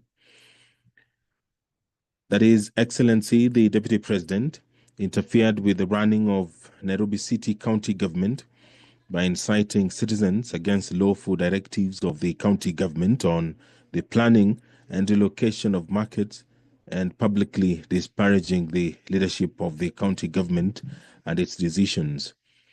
Charge 4, that His Excellency the Deputy President has undermined the institutional and decisional independence of a judge through public attacks on a judge of the High Court of Kenya and falsely threatening to file a petition for the removal of the said judge in a matter in which he was a party. Another charge is that the Deputy President breached his oath of office and allegiance on account of the utterances and actions attributed to the Deputy President under grounds 1, 2, and 3. Charge 6, that the Deputy President has persistently made inflammatory, reckless, insightful public utterances over the last 2 years in contravention of the law. Charge 7, that His Excellency the Deputy President has committed gross economic crimes, namely conflict of interest, abuse of office, and conspiracy to commit crimes under sections by inexplicably amassing property estimated at 5.2 billion shillings that is incompatible with his known legitimate income and by trading with the office of the Deputy President through proxies. Another charge is serious reasons to believe that His Excellency the Deputy President has committed crimes by continuously misleading members of the public through false, malicious, divisive, and insightful remarks that are contrary to the provisions of Section 132 of the Penal Code and Section 29 of the Leadership and Integrity Act. Charge 9, gross misconduct that is incompatible with the high calling and dignified status of the office of the Deputy President, a member of the Cabinet and the National Security Council. His Excellency the Deputy President has publicly attacked and undermined the work of the National Intelligence Service and its officers. Charge 10, gross misconduct by openly or publicly insubordinating the President, who is the head of state and government, and charge 11, gross misconduct by persistently bullying state and public officers.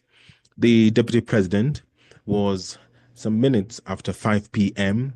given the opportunity by the National Assembly to defend himself against these 11 allegations that have been leveled in this special motion which the members of the National Assembly have been debating today. And right now,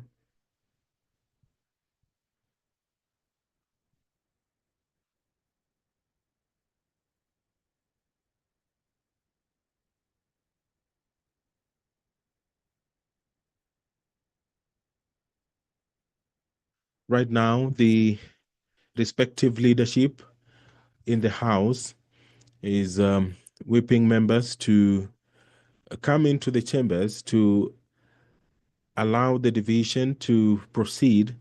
Remember that this requires more than 200 or at least 233 members of the National Assembly voting in affirmative, and they will be doing so through a roll call. Standing Order 65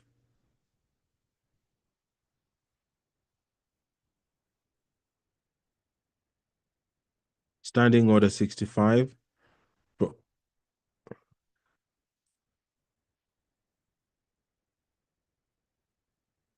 Honorable members, take your seats. Whips, you are satisfied your members are all in the house?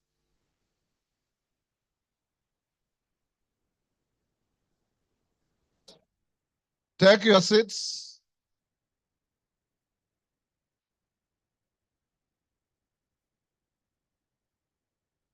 Okay. You have 2 minutes. Members who are on their feet, take your seats. Thank you.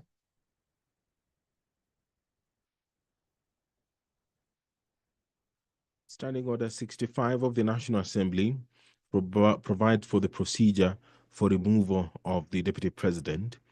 And it says that where a member proposes the removal of the Deputy President on the grounds of physical or mental incapacity in terms of Article 150, Sub-Article 1A of the Constitution, Standing Order 63, which talks about procedure for removal of President on grounds of incapacity, shall, with necessary modifications, apply. It Do something about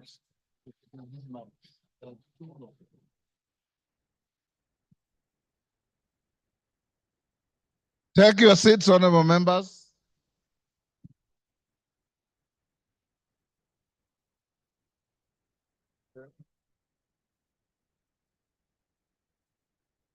Osoro and Millie, are all your troops in the house? I want to draw the bar.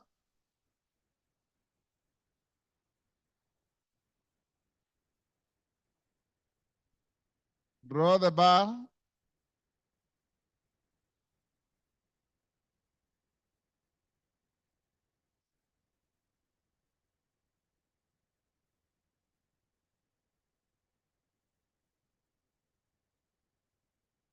Take your seats.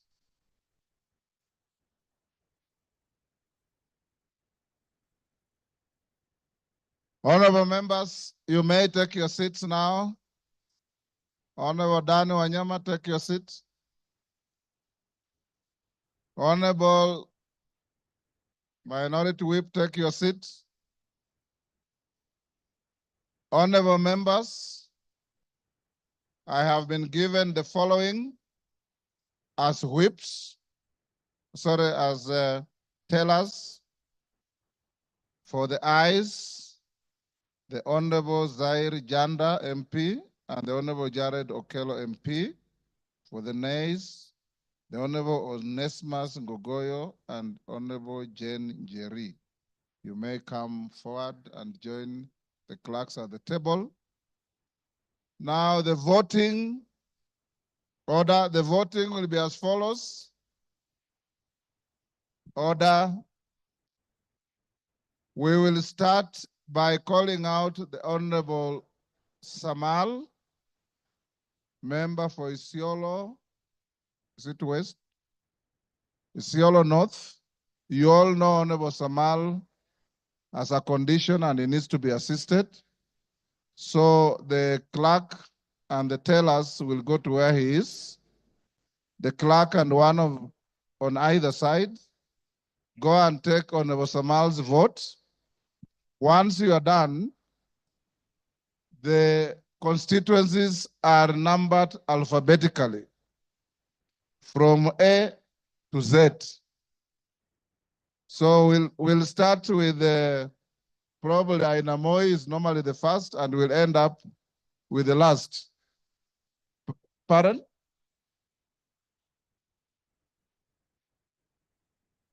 Yes. Okay, Njoroge, take the vote of Honorable Samal, Honorable Kosge, and Honorable Wanyonyi. Then go alphabetical for everybody else. And when voting is going on, members, you must remain in your seats. You must remain silent and let the process go on uninterrupted, the same way you have been orderly the whole day. Of course, I put the question, pardon, Yes.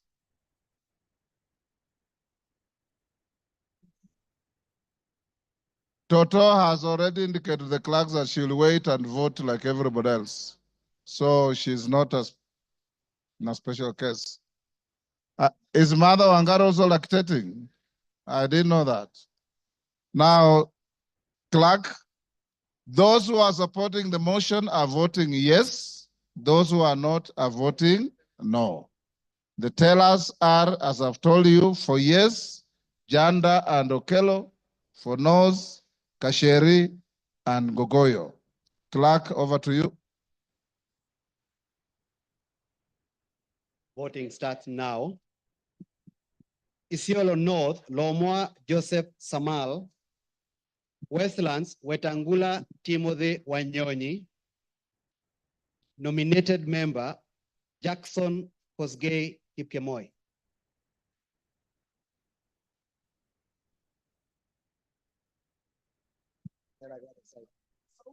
Who will go there? Go.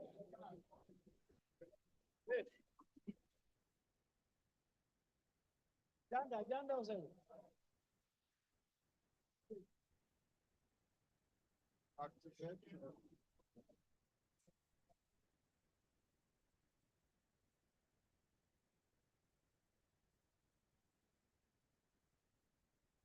I, Tim Wanyonyi, Member of Parliament for Westlands, I vote no. I vote yes.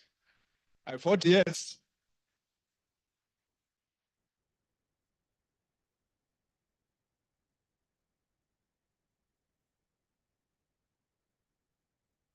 Order, honorable members. He has voted yes. Order. I, Jackson Kipkemoi Koskei, nominated member of parliament. I vote yes. Yes. I'll stop them.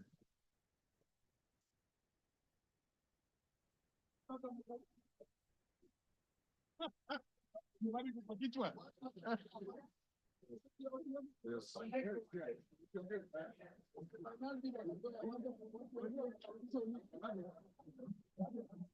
You are done with Honorable Samal? You can talk. Honorable members, for the rest of the members, when your name is called, don't repeat your name. Just vote yes or no. Okay, go ahead, Njoroge.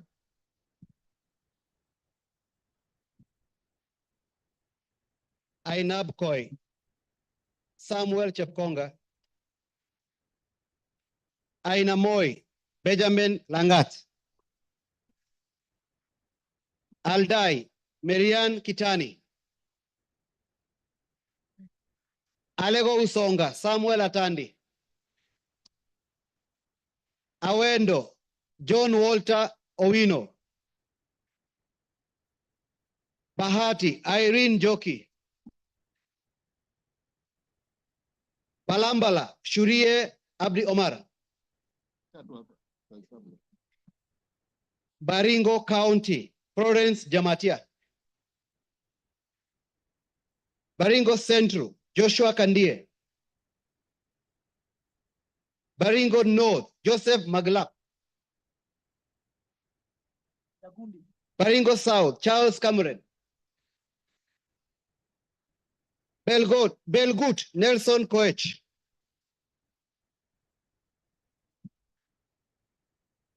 Bobasi Innocent Obiri.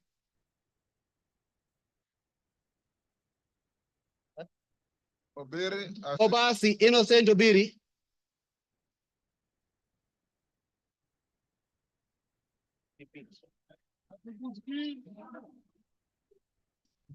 Bamachoge Borabu Nolfason Obadia.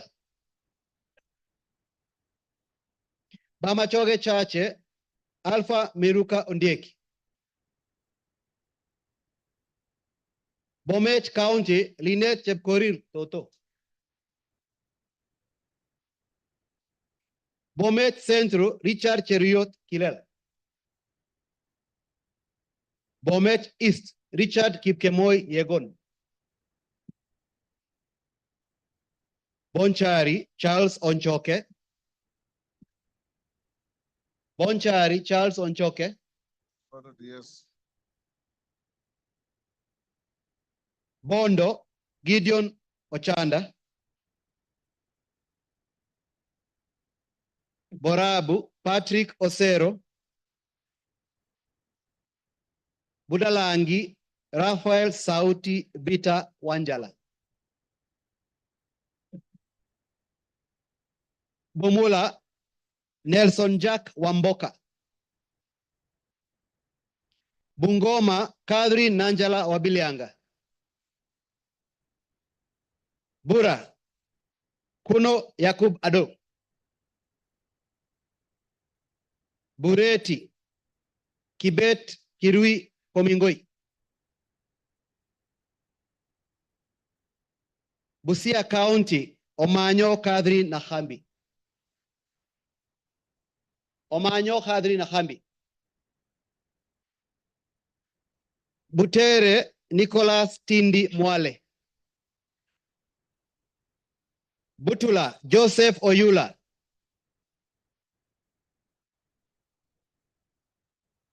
Buri Muruidhania Rindikiri Mugambi.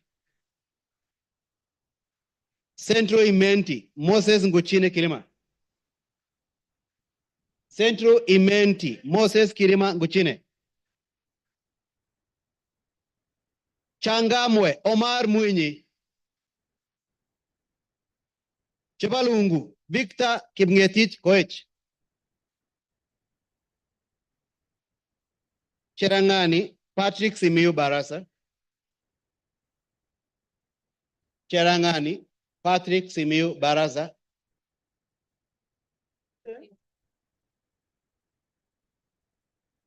Chesume Paul Biego.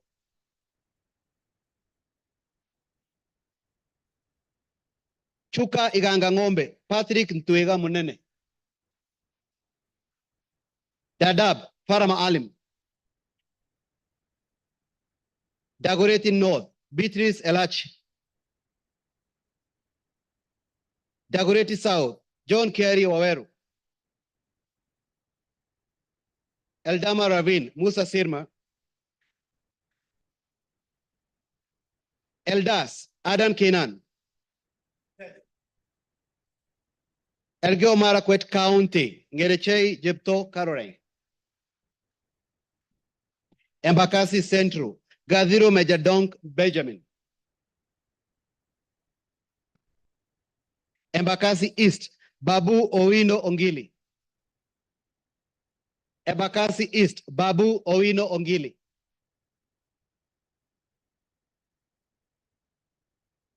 Embakasi North James Gakuya.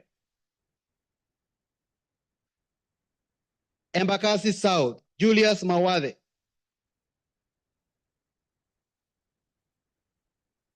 Embakasi West Mark Samuel Mwenje Mureithi.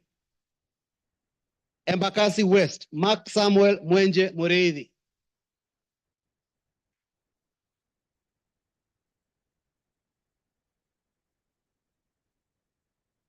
Embu County Double N Pamela Njoki.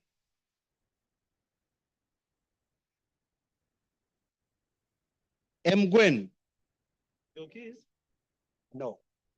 Njoki is no. Mgwen. Lelmegit Joseph Kipto. Emuhaya Omboko Milemba.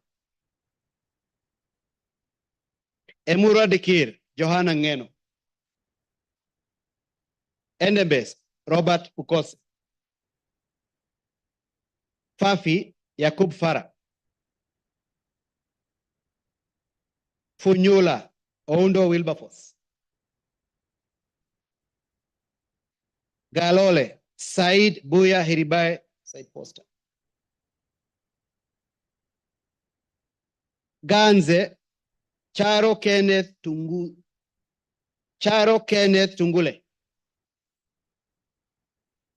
Garissa County Udgon Amina Siad. Garissa Township, Major Deco Baro. Garsen, Ali Wario Guyo. Katanga, Wakili Mureu. Gatondo North, Kururia Njoroge. Gatondo North, Kururia Njoroge.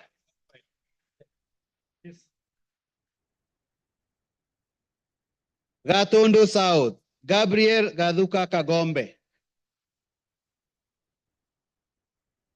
Gem, Elisha Odhiambo. Gichugu, Robert Gichimu. Gilgil, Mother Wangari Wanjira. Gilgil, Mother Wangari Wanjira. Gilgil, Mother Wangari Wanjira. Githunguri, Gathoni wa Muchomba. Hamisi, Charles Gumini Gimose. Homa Bay County, Bensuda Joyce Osogo.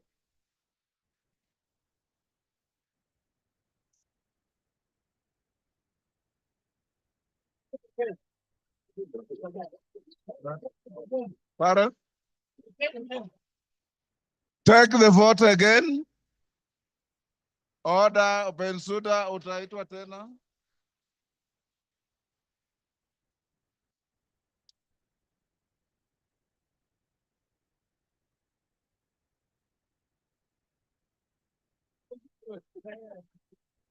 Homa Bay Town.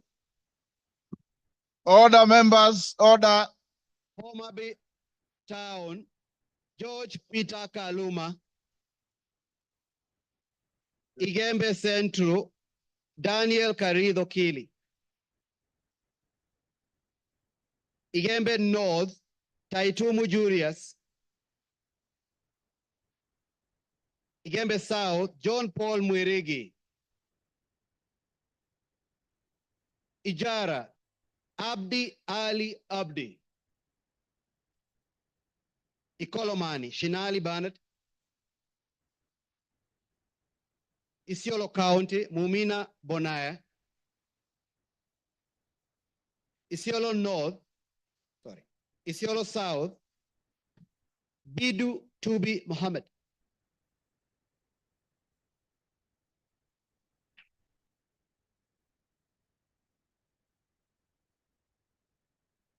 Jomvu Badibadi Twalib. Juja George Koimburi.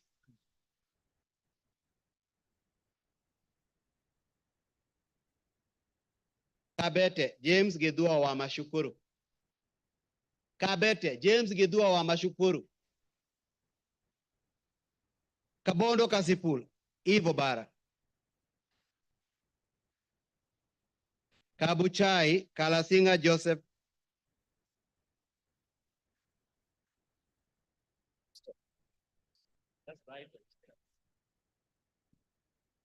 Kacheliba Lote Titus.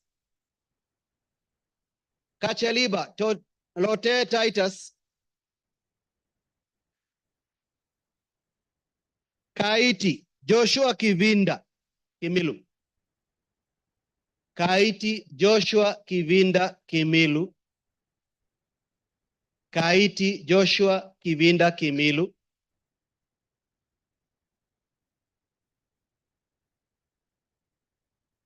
Kajiado County, Lea Sankaire.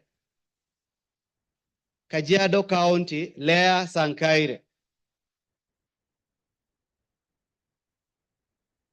Kajiado Central, Memusi Elijah.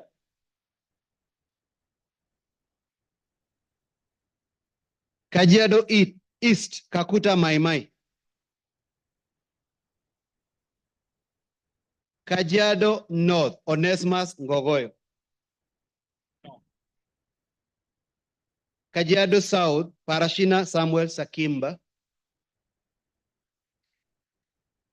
Kajiado West, Sunkuya George. Kakamega County, Elsie Muhanda. Kaloleni, Paul Katana. Kamukonji, Hassan Yusuf. Kamukonji, Hassan Yusuf. Kamukonji, Hassan Yusuf.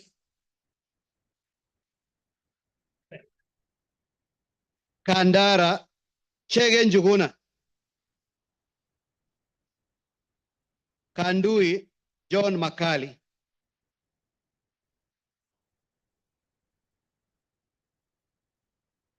Kangema, Peter Kihungi. Kagundo, Fabian Chule. Kapenguria, Samuel Moroto. Kapsaret, Oscar Sudi. Kapsaret, Oscar Sudi.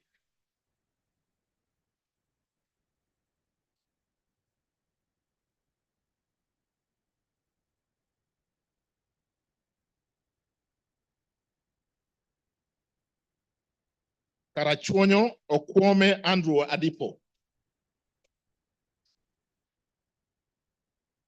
Kasarani Karauri Ronald Kamwiko. Kasipul Were Charles Ongondo.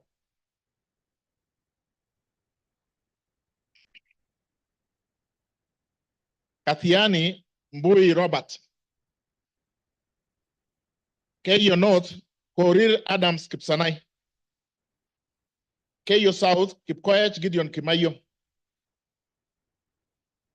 Kericho Kemei Beatrice Chemweno. Keses Ruto Julius Kipleting. Keses Kuisero Wangaya Christopher Aseka. Kiamba Wanjiko John Jogona. Kiambu Waidaka John Mashua. Kiambu Waidaka John Mashua. Kiambu Town. Not here. Kiambu Murada Ann Wajiko Mugo. Kibra Orero Peter Ochieng. Kibwezi Mbalu Jessica Nduku Kiko. Kibwezi West Mutuse Ekomas Mwengi. Kieni Wainaina Anthony Njoroge. Kieni Wainaina Anthony Njoroge. Kigumo Munyoro Joseph Kamau. Keharu Nyoro Samson Dindi. Kikuyu Eshungwa Anthony Kemani. Kilgoris Sunkuli Julius Lekakeny. Kilifi Mwanyanje Gertrude Mbeyu. Kilifi North Baya Owen Ya. Kilifi South Kiti Richard Ken Chonga. Kilome Zambia Thaddeus Ketua. Kimilili Mutua Didmas Wekesa Barasa. Kiminini Bisao Morris Kakai. Kinango Rai Samuel Gonzi. Gonzi Rai.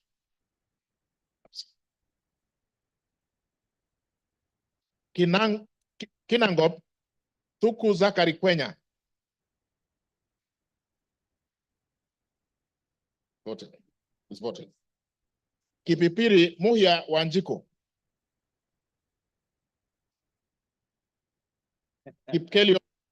Kipkelion East Cheroro Joseph Kimutai. Kipkelion West Hilary Kiplangat Koskei. Kirinyaga Jen Jerry Maina. Kirinyaga Central, Gitari Joseph Gashoki. Kirinyaga Central, Joseph Gashoki Gitari. Kisauni, Bedzimba Rashid Juma. Kisii, Donya Doris Aburi. Kisumu, Busia Ruth Adhiambo Odinga. Kisumu Central, Oron Joshua Odongo. Kisumu East, Ahmed Shakil Ahmed Shabir. Kisumu West, Rosa Akinyebuyu. Kitui, Irene Modoni Kasalu. Kitui East, Nimrod Miduka Mbai. Kitui Central, Makali Benson Mulu. Kitui Rural, Mboni David Mwalika. Nyamai Rachel Kaki, Kitui South. Edith Bethi Nyenze, Kitui West. Mokaya Nyakundi Japheth, Kitutu Chache North.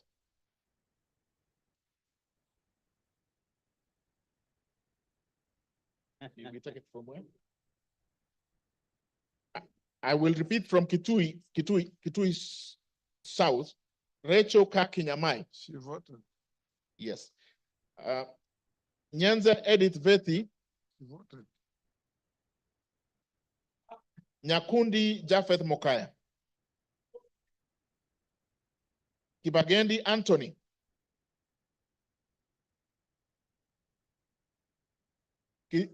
Kitutu Chache South. Amesema? No. Kibagendi amesema? Kibagendi kama again. Kibagendi. Kitutu Chache South, Kibagendi Anthony. Clive, Kitutu Masabak, Clive Ombane Gisairo.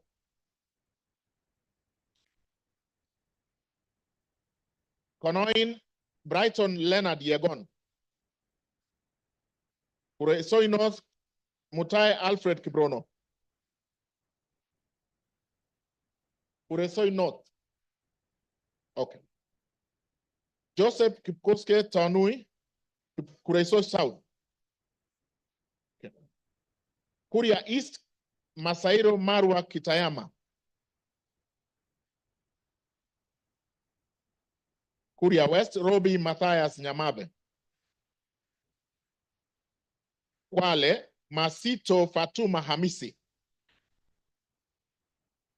Kwanza, Wanyonyi Ferdinand Kevin. Lafi, Abdurrahman Mohammed Abdi. Lakdera, Mohammed Abdikadir Hussein. Laikipia, Jane Wangeshi Kagiri. Laikipia East, Festus Mwangi Kionjuri. Laikipia North, Sarah Paulata Korere. Ndio. Laikipia West, Stephen Washira Karani. Laisamis, Joseph Lekutom. Lamu, Monica Mudoni Marufu. Lamu East, Obor Weida Muhammad. Lamu West, Modama Stanley Moiruri. Langata, Felix Odiwor Kode. Kahangara, Larry, Joseph Mburu Kahangara. Likoni, Mishi Juma Hamisi Mboko. Likuyani, Innocent Maino Mugabe. Limuru, John Kiragu Shege. Loima, Akuja Protas Ewesit. Luanda, Dick Maungu Oyugi.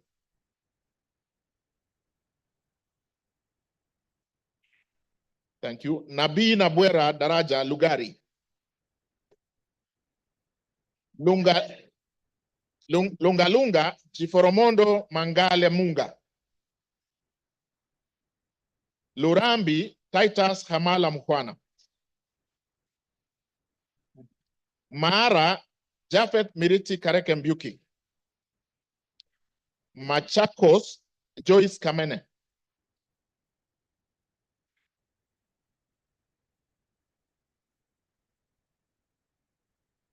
Machakos Town, Caleb Mutiso Mule.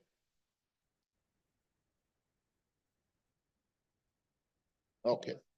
Yeah, whoops. George Aladwa Omwera Makadara. Makweni, Kiamba Susan Ndunge. Makweni, Women Rep, Mumo Rose Museo. Absent. Can I repeat? Makweni, Mumo Rose Museo. Malava, Moses Malulu Injendi. Malindi, Amina Laura Munyazi. Mandera North, Abdullahi Bashir Sheikh. Mandera, Khair Kasim Sheikh. Mandera East, Abdurrahman Hussein Wetan Muhammad. Mandera South, Abdul Ibrahim Paro. Mandera West, Yusuf Adan Haji. Manyata, John Gitonga Mwaniki Mukunji. Maragwa, Mary Wamaua Waidira Njoroge. Marakwet East, David Kangogo Bowen. Marakwet West, Timothy Kipchumba Toroitich. Marsabit, Naomi Jilo Wako.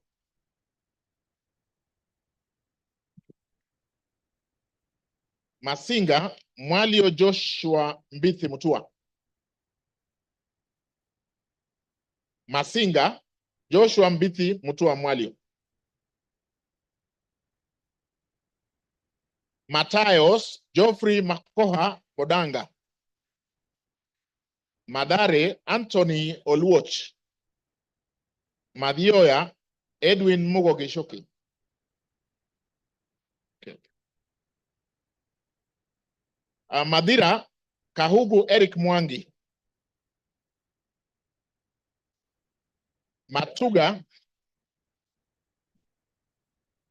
Matuga, Tandaza Kasim Sawa. Okay. Matungu, Nabulindo Peter Oscar. Is there? Yeah, Tandaza is there. Can I repeat Matuga? Matuga, Tandaza Kasim Sawa. Okay, asante. Matungulu, Mule Stephen Mutinda. Mavoko, Kingola Patrick Makau.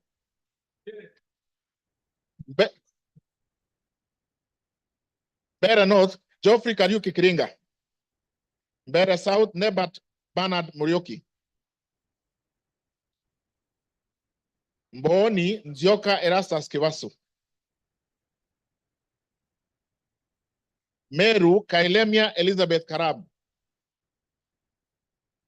Migori, Mohammed Fatuma Zainab.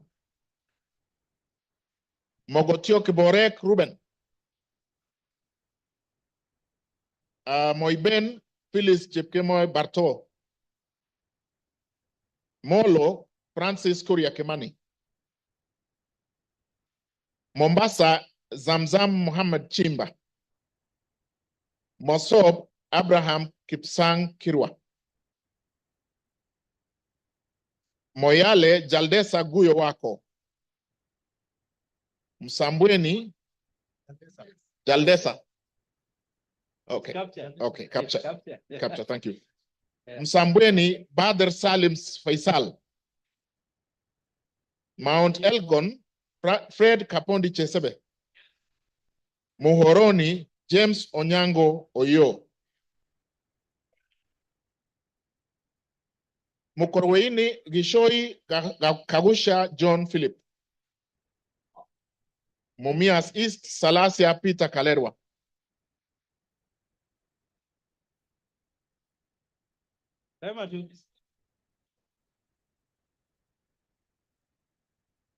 Mumias West, Naika Johnson Manya.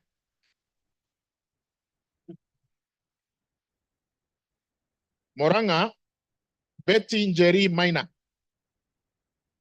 Mvita, Mohamed Saud Machele. Mwala, Musau Vincent Musyoka.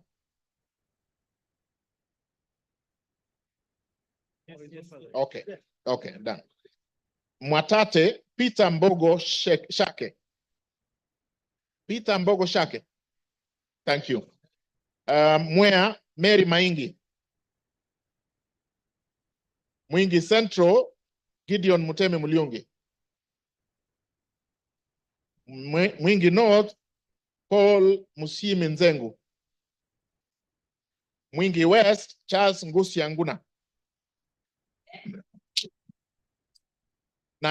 Nairobi City, Esther Mudhoni Pasaris.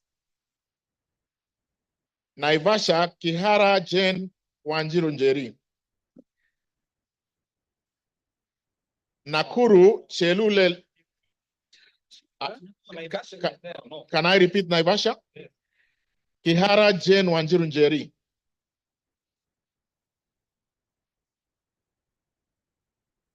Nakuru, Liza Chepkorir Chelule. Nakuru Town East, Gikaria David. Nakuru Town West, Arama Samuel. Nambale Mulanya Geoffrey Ekesa.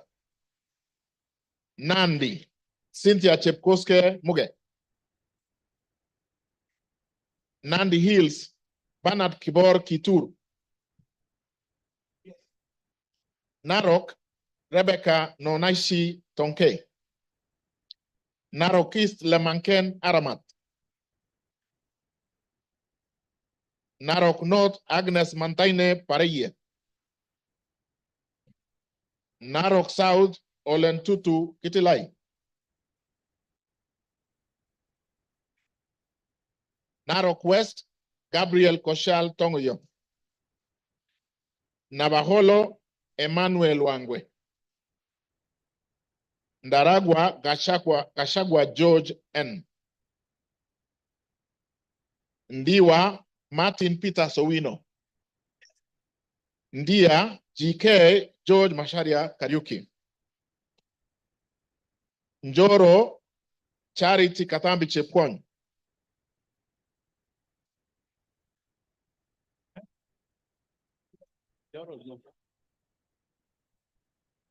North Hor, Guyo Adi Wario. North Imenti, Abdul Rahim Dawood.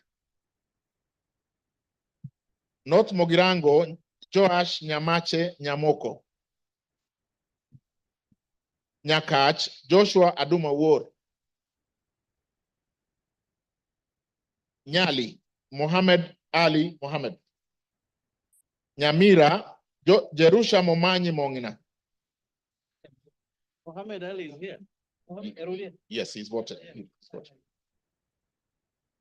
I repeat, Nyamira, Jerusha Momanyi Mongina. Thank you. Nyandarua, Getao Faith Wairemu. Nyando, Okelo Jared Odoyo. Nyando votes yes. Yaribari Chache, Zahid Janda. Yes. Yaribari Masaba, Daniel Ogwoka Manduku. Nyatike, Tom Boya Odege. Nyeri, Rahab Mokami Washira.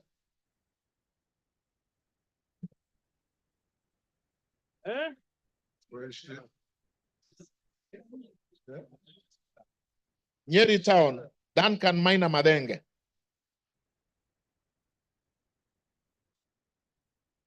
Oljororok, Moshira Michael Mwangi. Olkalau, David Joguna Kiaraho. Odaya, Michael Wambogo Wainaina. Pokot South, David Losiakau Kosing. Rabai Mupe Anthony Nkenga. I have been asked to repeat Pokot South. Pokot South. Kosing David Losiakau. Thank you. Rabai Anthony Kenga Mupe. Rangwe Gogo Linian Achien. Rarieda Amolo Paul Otiende. Rongai Paul Kibetchebor. Rongo Paul Abur. Roysambu Agustin Kamade Mwafrika. Ruaraka Francis Kajwang Tom Joseph. Roiro Kingara Simon Nganga. Runyenjes Karemba Eric Muchangi Njiru. Sabatia Lawyer Clement Logova. Saboti Caleb Amisi Luyai. Saku Raso Dido Ali. Samburu Pauline Lenguris. Samburu East Jackson Lekumuntare Lentoijoni. Samburu North Dominic Eli Letipila. Samburu West Josephine Naisula Lesuda. Seme James Wambura Nyikal. Shinyalu Frederick Lusuli Ikana. Siaya Odwor Christine Ombaka. Sigor Peter Lochakapong. Sigor Awetsoin Justice Kipsang Kemei. Sirisia John Waluke Koi. Sotik Francis Kipiegon Arab Sige. South Imenti Idinji Shadrach Mwiti. South Mogirango Onyego Silvana Sosoro. David Kiplagat. Starehe Maina Mwago Amos. Suba North Millie Grace Akoto Diambo. Suba South Karoli Omondi. Subukia Kashobe Samuel Kenudia. Suna East Mohammed Junaid Sheikh Nu. Suna West Peter Francis Masara.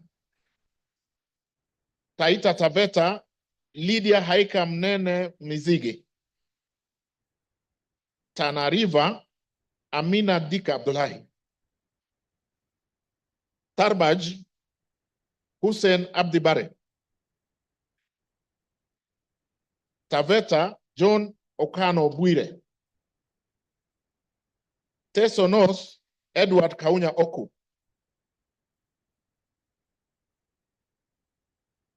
Teso South, can I repeat Teso North? Oku Edward Kaunya. Thank you. Teso North, Oku Edward Kaunya. Yeah, yes. Sorry, Teso South, Otucho Mary Emase. Tetu, Geoffrey Wandeto Mwangi. Daraka, Murugara George Gitonga. Daraka Nithi, Susan Ngugi Nduyo. Thika Town, Nganga Alice Wamboi. Tiati, William Kamket Kasait. Tigania East, Lawrence Purwaburi.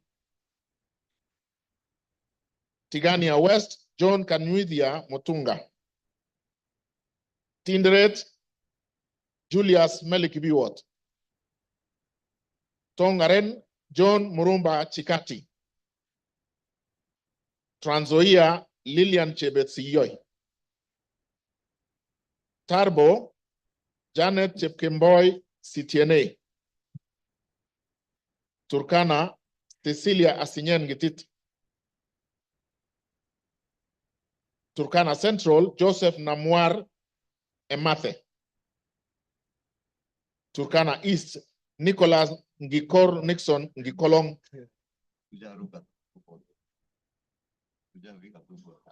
Turkana North, Paul Ekwom Nabuin. Is there? Yeah. Okay. Turkana South, John Ariko Namoit. Turkana West, Daniel Epuyo Nanok. Wasingishu, Gladys Chepkoskei Boss. Ugenya, Ochieng David Ouma. Uriri, Nyamita Mark Ogola. Vihiga, Kagesi Kivai Ernest Ogesi. Vihiga, Adagala Beatrice Kahai. Voi, Hamis Chome Abdi. Wajir, Fatuma Abdi Jeho. Wajir West, Aden Daudi Muhammad. Wajir North, Ibrahim Abdi Sane. Wajir South, Muhammad Aden Ado. Wajir West, Yusuf Muhammad Farah. Webuye East, Martin Pepela Wanyoni. Webuye West, Daniel Wanyamasitati. West Mogirango, Mogaka Stephen.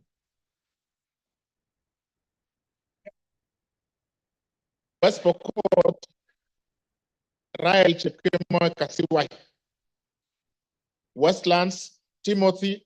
He has already voted. Oh, sorry, we have done that, sorry. Undanyi, Mwakuona Danson Mwashako. Basil Robert Ngui Yata. Yata. Is he here? Ali Abdisirat Khalif. Sabina Wanjiru Shege. Joseph Hamis Sidena.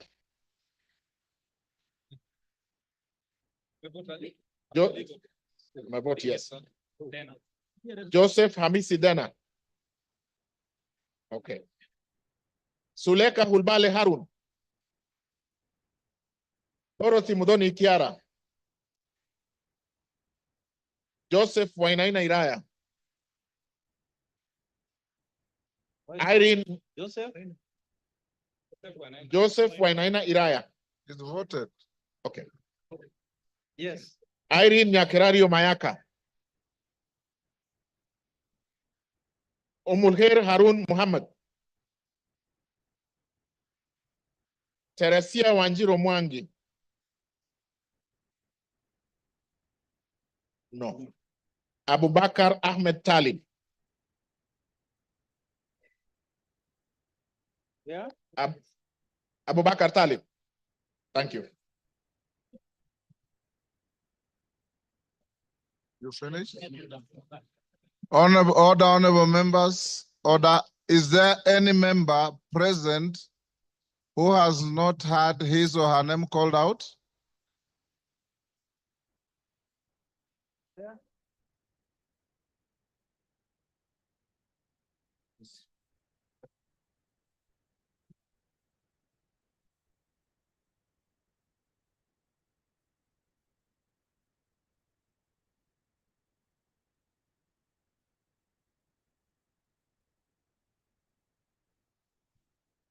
Good evening.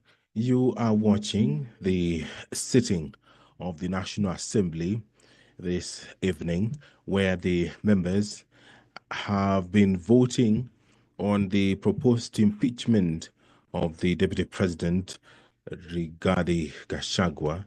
It was through a roll call as directed by the Speaker of the National Assembly.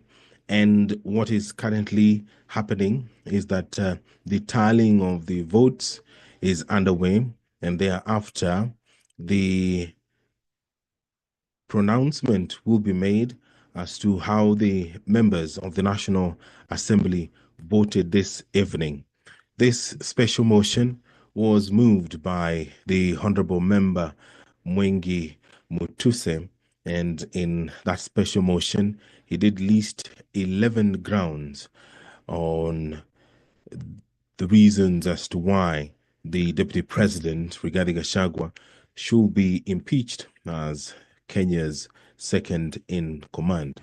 The Member of Parliament cited gross violation of various articles, and also he did cite serious reasons to believe that the Deputy President has committed gross economic crimes under Section 45, subsection 1, Section 46, Section 47A3, and Section 48(1) of the Anti-Corruption and Economic Crimes Act, and Section 2, 3, 4, and 7 of Proceeds of Crime and Anti-Money Laundering Act.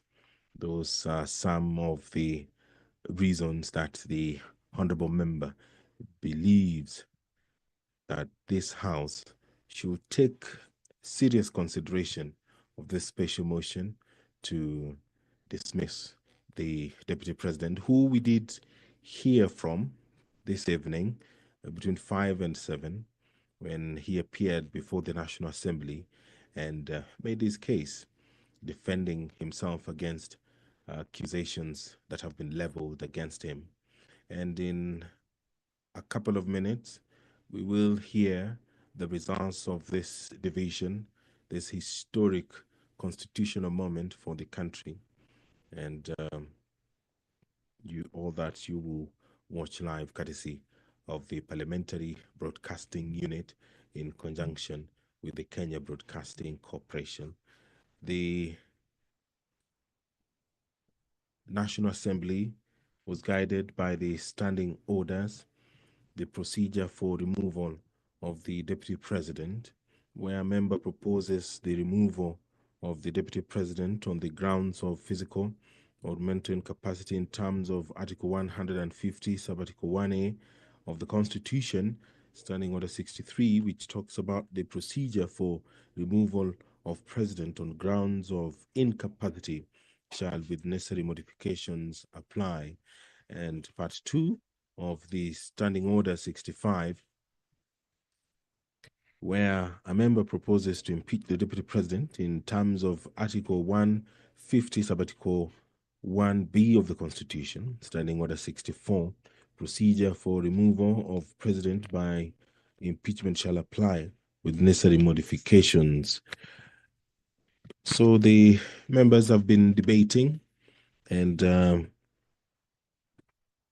we will hear the result of this process anytime from now.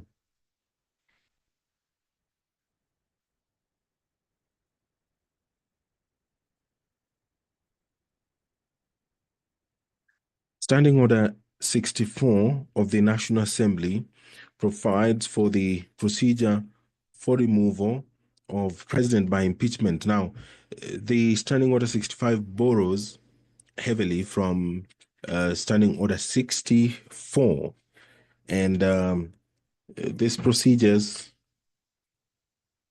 they're quite a number, and some of them have been used in this business that the National Assembly began in the morning, and the culmination of it will be hard any time from now. And if you can see on your screen, the Deputy Speaker of the National Assembly, Honorable Gladys Bose, has taken the seat, and that means that she will perhaps be the one who will make the announcement after the tabulation and the tallying of the votes that has concluded, been done.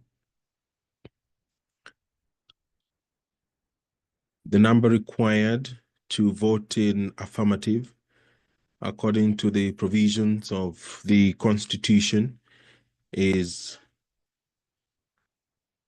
233 members.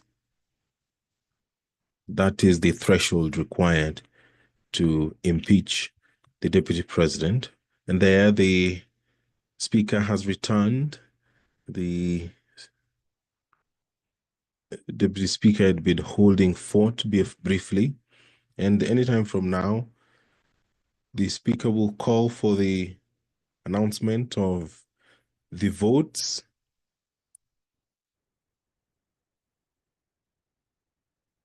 which are currently being verified. It was a requirement that voting be done via roll call, and any moment from now, we will be hearing the result of that roll call. And just a quick recap of the 11 grounds which were outlined by the Honorable Member Mwengi Mutuse. That one, the Deputy President has persistently made utterances threatening to discriminate, exclude, and unlawfully deny sections of the people of Kenya and regions of the Republic of Kenya equal opportunities for public service appointments and allocation of public resources. Ground two, the Deputy President has made unilateral public statements inconsistent with policy positions collectively adopted by the government and contradicted the President on critical matters of governance and the exercise of the President's functions as a symbol of national unity. Ground three, that His Excellency the Deputy President interfered with the running of Nairobi City County government by inciting citizens against the lawful directives of the county government on the planning and relocation of markets and publicly disparaging the leadership of the county government and its decisions. Count four, gross violation of Article 160, Sub-Article 1 of the Constitution on the institutional and decisional independence of judges. That His Excellency the Deputy President has undermined institutional and decisional independence of a judge through public attacks on a judge of the High Court of Kenya and falsely threatening to file a petition for the removal of the said judge in a matter in which he was a party. Charge 8, serious reasons. Close. Number 5, that His Excellency the Deputy President breached his oath of office and allegiance on account of the utterances and actions attributed to the Deputy President under grounds 1, 2, and 3. And count 6, serious reasons to believe that His Excellency the Deputy President has committed crimes under Section 13(1)(a) and Section 62 of the National Cohesion and Integration Act.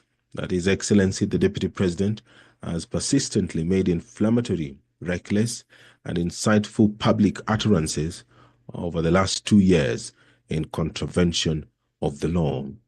Charge 7, serious reasons to believe that His Excellency the Deputy President has committed gross economic crimes under Sections 45(1), Section 46, Section 47(a)(3), and Section 48(1) of the Anti-Corruption and Economic Crimes Act, and Section 2, Section 3, Section 4, and Section 7 of the Proceeds of Crime and Anti-Money Laundering Act.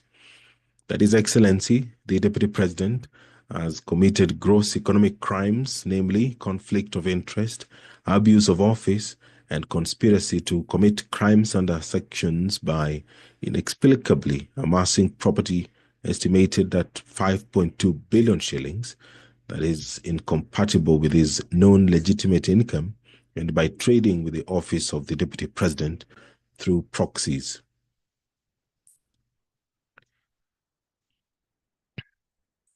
Charge 8, serious reasons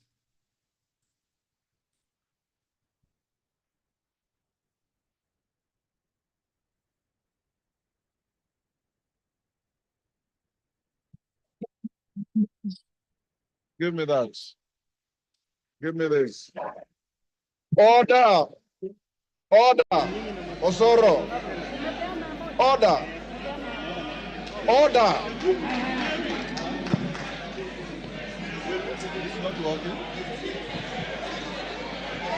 Congratulations. Order. Congratulations. Order, members, take your seats. Order. Angol, take your seat. Order, members, take your seats.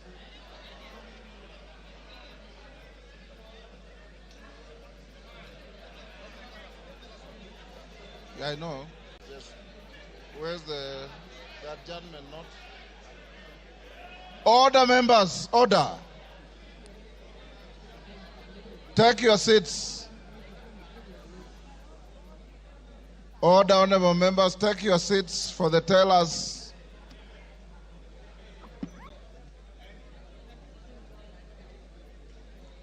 Take your seats.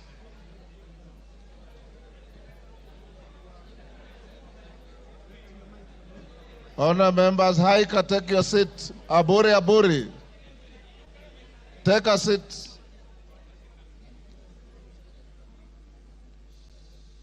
Tongoyos, take your seat. Take your seats, members. All is well that ends well. You have been very orderly, and I must salute you. Tell us, you may now approach the chair and announce the results.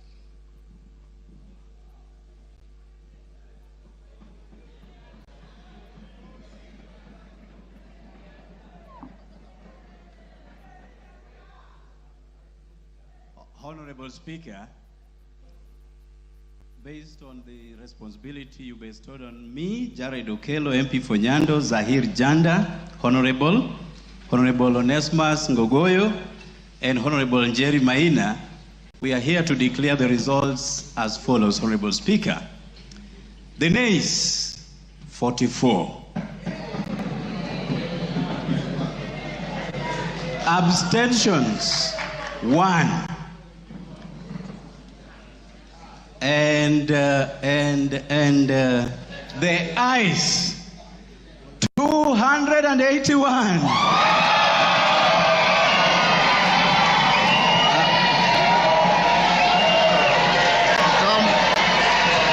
Come forward.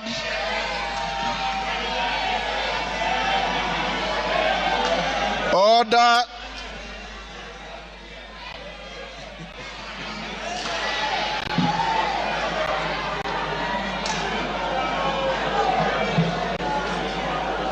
Take your seats. Order, members, order. The House is still in session. Tell us, take your seats. Bensouda, take your seat.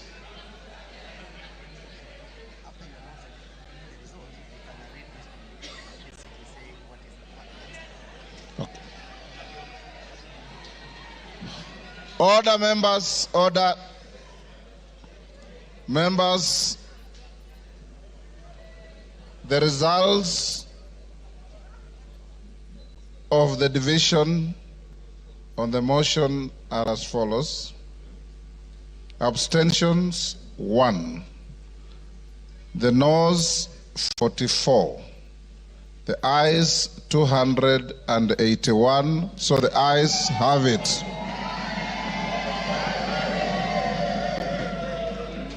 And the results brought to the Speaker are duly signed by all the 4 nominated tellers. Honourable members, I have a short communication following that. Before. Order. The House is still in session. I have the following communication to make, honourable members, before we open the bar. On the decision of the National Assembly, on the special motion on the proposed removal from office by impeachment of His Excellency Rigathi Gachagua, the Deputy President of the Republic of Kenya. Honourable members, as I had guided the House earlier in today's sitting, Article 145(2) of the Constitution sets a threshold of at least 2/3 of the members of the National Assembly to vote in support of a special motion for proposed removal by impeachment of the Deputy President of the Republic for the motion to be carried. According to the results of the division on the motion that I've just declared, a total of 281 members, being more than 2/3 of the members of the National Assembly, have voted in support of the motion.